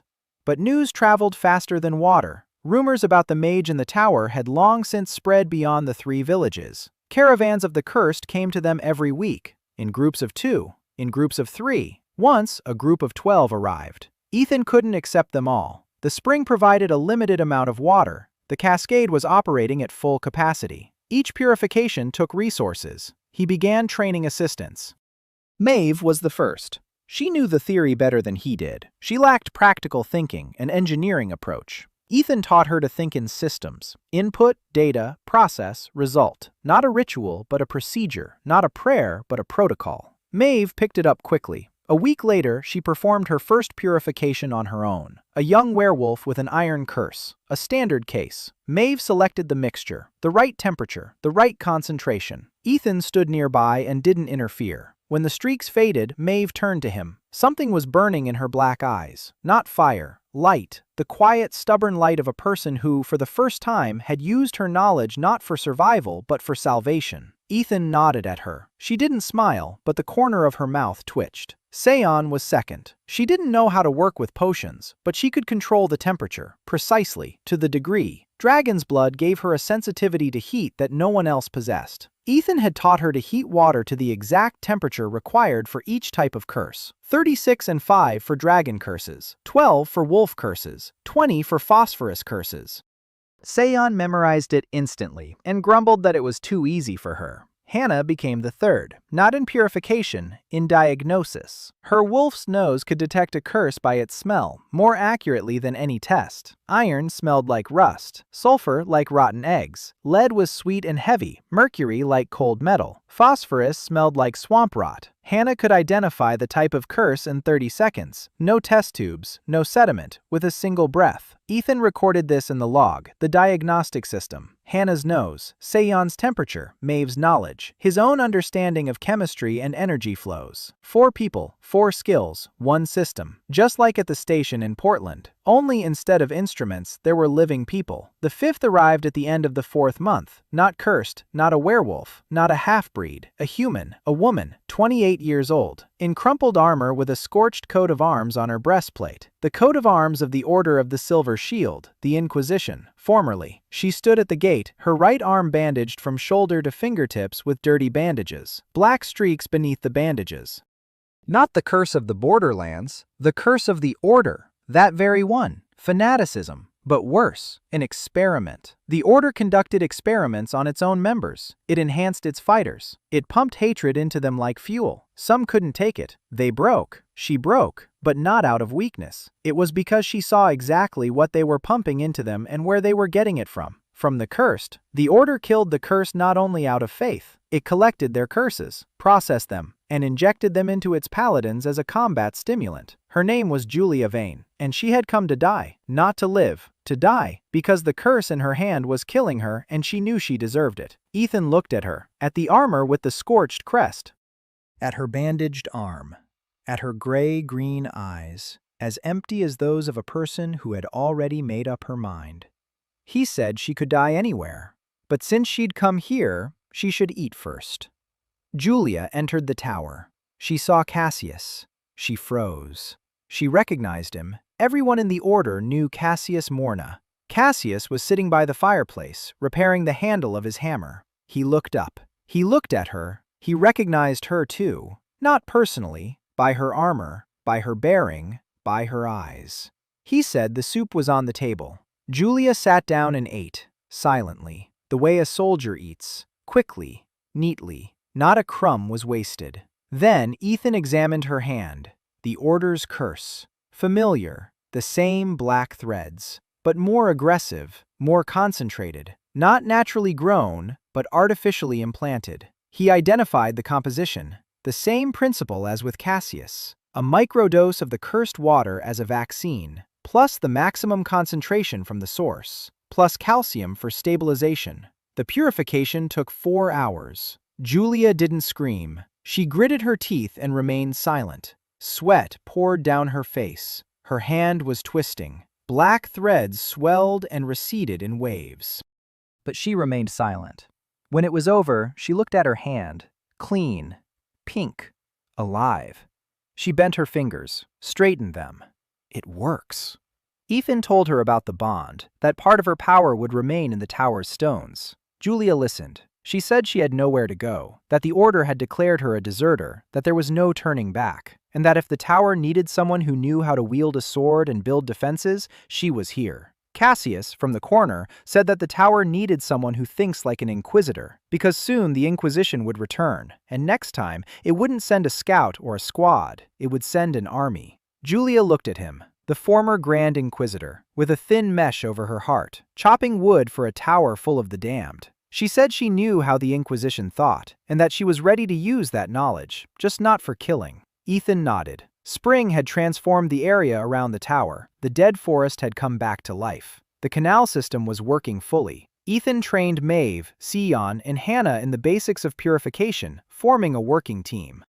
Julia Vane, a former paladin of the Order with an artificial curse in her hand, arrived at the tower. She revealed that the Inquisition collects curses and infuses them into its paladins. After her purification, Julia remained as a tactician and defense. The 6th month, Ethan stood on the roof and counted. 12 people lived in the tower permanently. More than 50 had passed through the tower, purified, alive. Some had left. Most had left. With a supply of water and instructions, they spread rumors throughout the borderlands. A mage by the stream, water that heals, a tower where one can seek refuge. 5 villages were receiving clean water: Talmik, Karitsa, Kalmgrad, and 2 more that had joined in the last month. The zone of living earth had expanded 3 kilometers in all directions from the tower. The forest stood green. The stream carried clear water all the way to Talmik. Born said that the children had stopped getting sick. That old woman Gerda, who hadn't gotten out of bed for 20 years, got up and walked to the well on her own. That for the first time in 3 years, a cow had produced clean milk without a bitter aftertaste. The academy sent a delegation. 3 mages in gray robes, bearing the seals of the masters, with the arrogance of capital city scholars who had arrived in the backwaters of the world. Ethan met them at the gate. He showed them everything. There was no point in hiding anything. They already knew. Someone had reported it. Maybe one of the purified ones. Maybe someone from the villages. Maybe the academy had been watching him from the very beginning. He led them through the tower, through the basement, through the lower chamber. He showed them the cascade. He showed them the records, the tables, the graphs, the medical charts. He gave a demonstration. He purified a glass of that cursed water from the stream right before their eyes in 40 minutes. He explained the principle, without using magical terms, but engineering ones. Then he repeated it in the academy's language with Maeve's help. The eldest of the 3, a mage named Alvin Gray. He stood in front of the cascade and remained silent for 5 minutes. Then he turned to Ethan and said it was impossible. Ethan asked what exactly. Alvin said it was impossible to purge a curse without the church's authorization, without a blessing.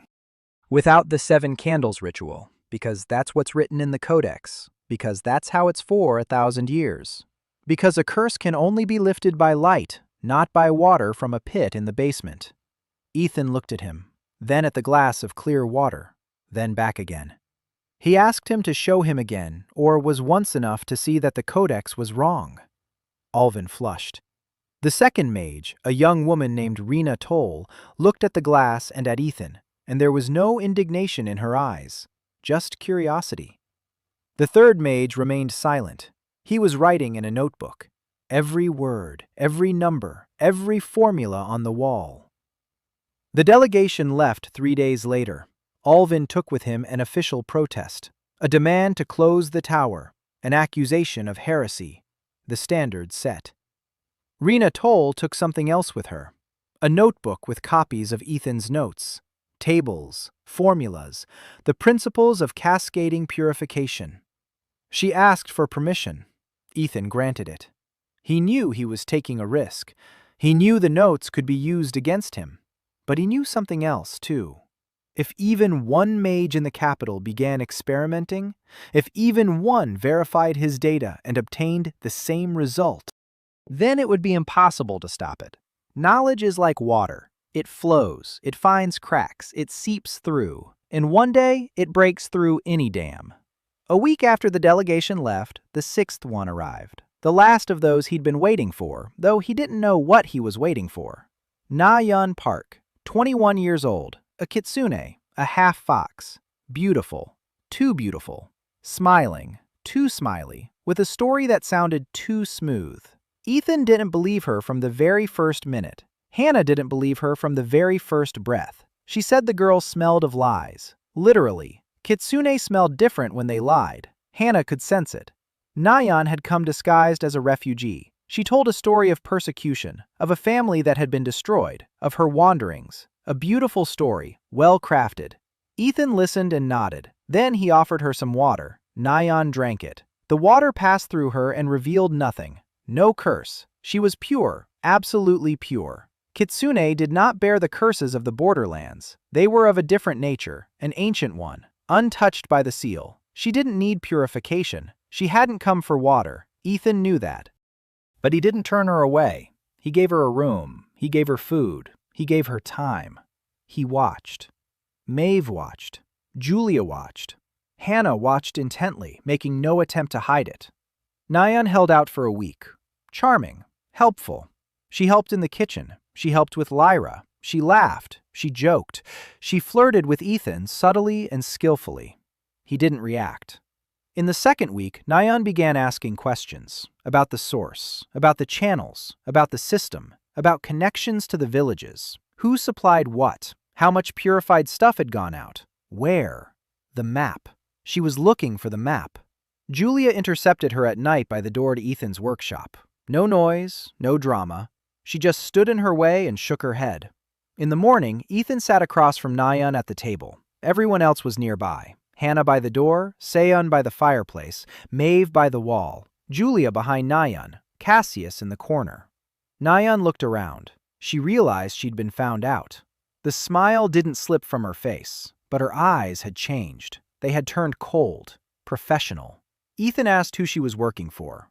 Nyan was silent for 10 seconds. Then she told the truth.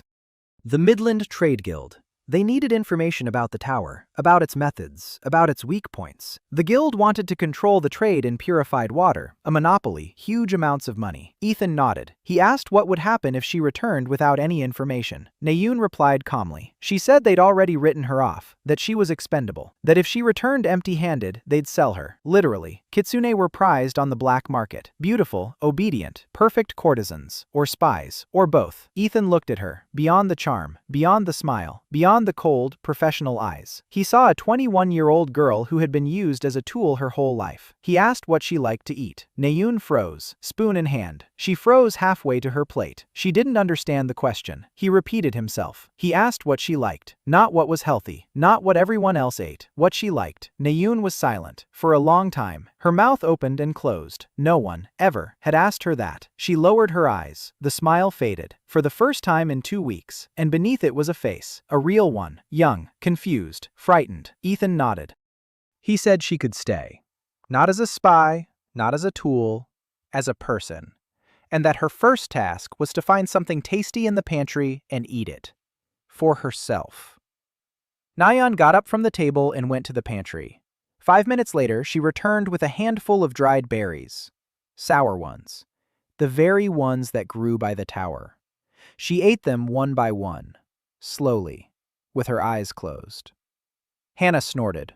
For the 4th time. A year. Exactly 1 year since the day the cart with the grate brought the exiled mage to the threshold of the empty tower.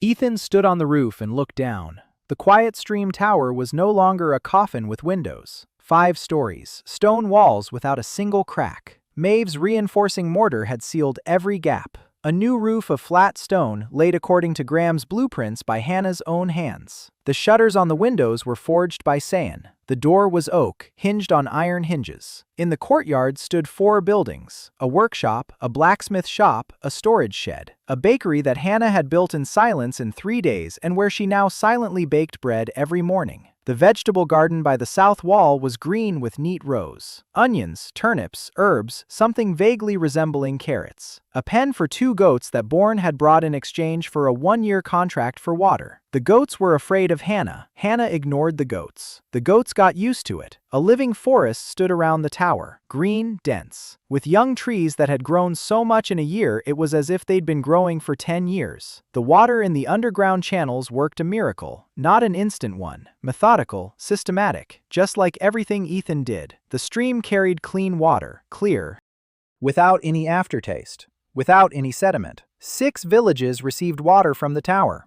6. Talnik, Koritsa, Kolmgrad, Rybachia, Krimnevka, Zarechia, each once a week, 3 barrels. Neon had set up the routes, logistics, schedules, contracts. Kitsune turned out to be a genius at organization. She knew how to build networks, how to negotiate, how to ensure that everyone benefited and no one felt cheated. Ethan gave her the task and stepped back. Within a month, the tower had a trading system that a small town would envy. Down in the courtyard, unloading was underway. The first caravan from the villages had come not for water but for help. 3 carts, sick children, elderly people with chronic pain, a woman with a fever they hadn't been able to break for 2 weeks, and among them, for the first time, people from beyond the borderlands, from the center, from the pure kingdoms. They'd heard about the mage by the stream, about the water that heals. They'd crossed the deadlands, which weren't quite dead anymore, and they'd come, not to the cursed one, to the healer. Ethan went downstairs. Maeve was already seeing the first patients. Diagnosis, examination, log entry.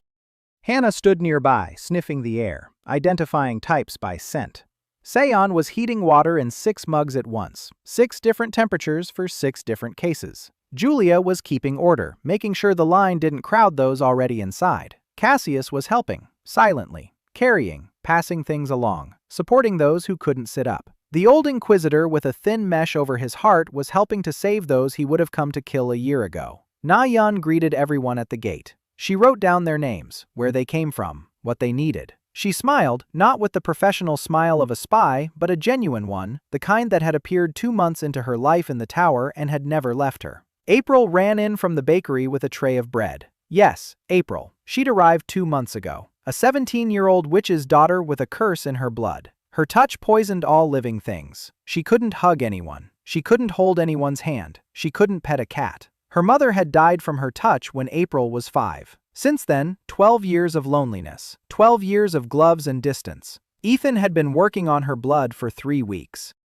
It was the most complicated case of all. The curse wasn't in her blood, but in her skin, in her sweat glands, in the thinnest capillaries on the surface. Water from the spring didn't reach them when ingested normally. A different method was needed. Ethan built a bath, a stone bath in the basement. He filled it with water from the first reservoir, the most concentrated water. April lay down in it for 40 minutes. The water seeped through her skin, slowly, millimeter by millimeter, finding the poisoned capillaries, binding the poison, and washing it away. 3 sessions, 3 days. On the 4th day, Ethan made tea, a special kind, just for her, with honey, because she had a sweet tooth. They sat by the fireplace. He handed her a mug. Their fingers touched, and nothing happened. April looked at their hands, at his finger resting on top of hers. Nothing. No pain, no poison, no death. Just the warmth of a living touch. She was silent for 10 minutes. Then she cried. Not from pain. For the first time in 12 years, not from pain. And that's when Ethan found out. Maeve had found a reference to an old text in Domic's deepest records. The text spoke of a bridge between worlds,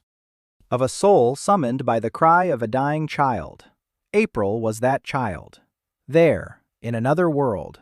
Her curse had pierced the wall of reality and found the one who could help. The engineer who was saving the water. The girl on the bridge in Portland. The one he pulled out before he fell himself. It wasn't April physically, it was her reflection, her scream, a projection through a dream at the very moment when the 17-year-old witch's daughter in another world was dying from her own curse. The magic reached across the abyss and found a man who was ready to risk his own life for someone else's without a second thought. Ethan told her everything about the bridge, about Portland, about the girl on the railing, about the cold water, about how the last thing he thought was that at least it wasn't in vain. April listened. She looked at him with eyes that had just learned to cry for reasons other than pain, and when he finished, she said one thing. She said she'd spent her whole life thinking she was a curse, that everything she touched died, that she was poison, a mistake, a punishment, but it turned out she was salvation.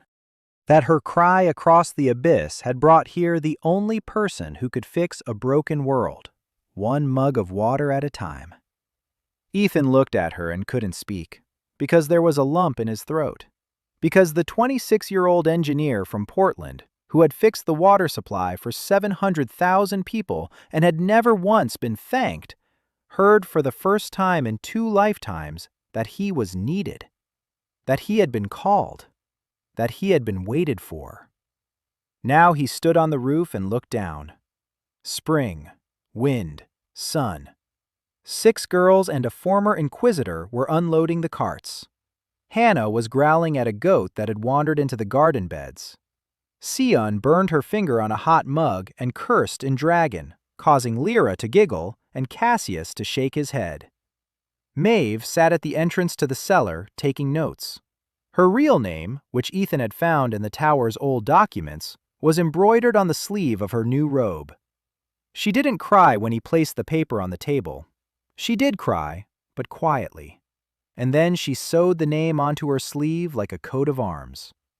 Julia stood by the gate, upright, composed, without a sword. She'd given her old paladin's sword to Ethan a month ago. She'd said, "Let it stay here." She'd said it didn't suit her, or Ethan for that matter, but let it serve as a warning that they'd both made a choice. The sword hung on the workshop wall, not a weapon, a symbol. Neon was charming the village headman of Zarechi. He'd blush and agree to anything, 3 barrels at half price. Neon winked at Ethan across the courtyard, real, alive. Having found the answer to the question of what she loved, it turned out to be sour berries, and hot bread, and sunsets from the tower's roof, and a place where someone asks what she herself wants. April was handing out bread, with her bare hands, without gloves. She touched people. She pressed slices into their hands. She stroked the heads of the children who had arrived in wagons. Every touch was an event. Everyone was a victory. 12 years of loneliness receded with every finger clasped around a stranger's. Graham sat on a bench by the wall and watched. Black, lifeless hands on his knees, but his eyes were alive. Lyra was drawing nearby. Flowers, still crooked, but now from life. Real flowers were growing around the tower. White, small, sturdy. They'd pushed their way through the stone at the foundation. Maeve said it was a species thought to have been extinct for 1,000 years. Ever since the seal poisoned the borderlands, they'd returned, just like everything else. Slowly, one flower at a time. There was a commotion below. Ethan looked up. Another group was moving along the road from the south. Not villagers, not the cursed. 4 on horseback. Fine horses, fine clothing, royal colors on their cloaks, gold and white. An embassy. Rena Toll had kept her word. Ethan's records had reached the capital, to the academy, to those who were willing to listen, and apparently to those who could give orders. The young king of Aelandira had sent people, not inquisitors, not mages, diplomats. They were riding toward the tower that, over the course of a year, had transformed from a place of exile into a point on the map, a place one could actually reach. Ethan came down from the roof. He stood by the gate. Julia was beside him. Hannah was beside him. Sion was behind him. Maeve stood in the doorway. Nayan was already walking toward the horseman with a diplomat's smile and the gaze of a fox. April stood in the doorway, holding Lyra's hand, with both hands, without gloves. Cassius stood in the shadows. He wasn't hiding, he was waiting. His letter had protected the tower for half a year. Now something more was needed. Ethan watched the approaching horseman. A year ago, he'd fallen into this world in a stranger's body with a rusty key in his pocket. Now he had a home. 6 people who had become his family. 1 former enemy who had become a friend. An old carpenter. A child with crooked flowers. 6 villages. 3 kilometers of living earth. A cascade of 3 reservoirs. The ancient seal's underground system of canals. And the spring, that very spring in the basement, the point of connection. He didn't know what the king wanted, didn't know what the diplomats would say, didn't know if the tower would still stand in a year, or in 5. He knew one thing: water flows. It finds cracks, seeps through stone, erodes dams, 1 drop at a time. And what is divided can be united, 1 mug at a time, 1 person at a time, 1 day at a time. Hannah lifted her head. She looked at him. Yellow eyes, like a wolf's, warm. She smiled. For the second time this year, Ethan smiled back. The wind from the west carried the scent of flowers, those very same small, sturdy white ones that had died out 1,000 years ago but had returned. The royal horseman stopped at the gate. The first one dismounted. He looked back and saw a green forest, a stream of clear water, a sturdy, living tower. People at the gates, all different. A she-wolf, a she-dragon, an elf, a paladin, an engineer, and flowers. White flowers by the foundation stones. Ethan stepped forward. He held out his hand. He said his name was Ethan Reed. That he was the master of this tower, and that they had clean water if the guests wanted a drink after their journey. The horseman shook his hand.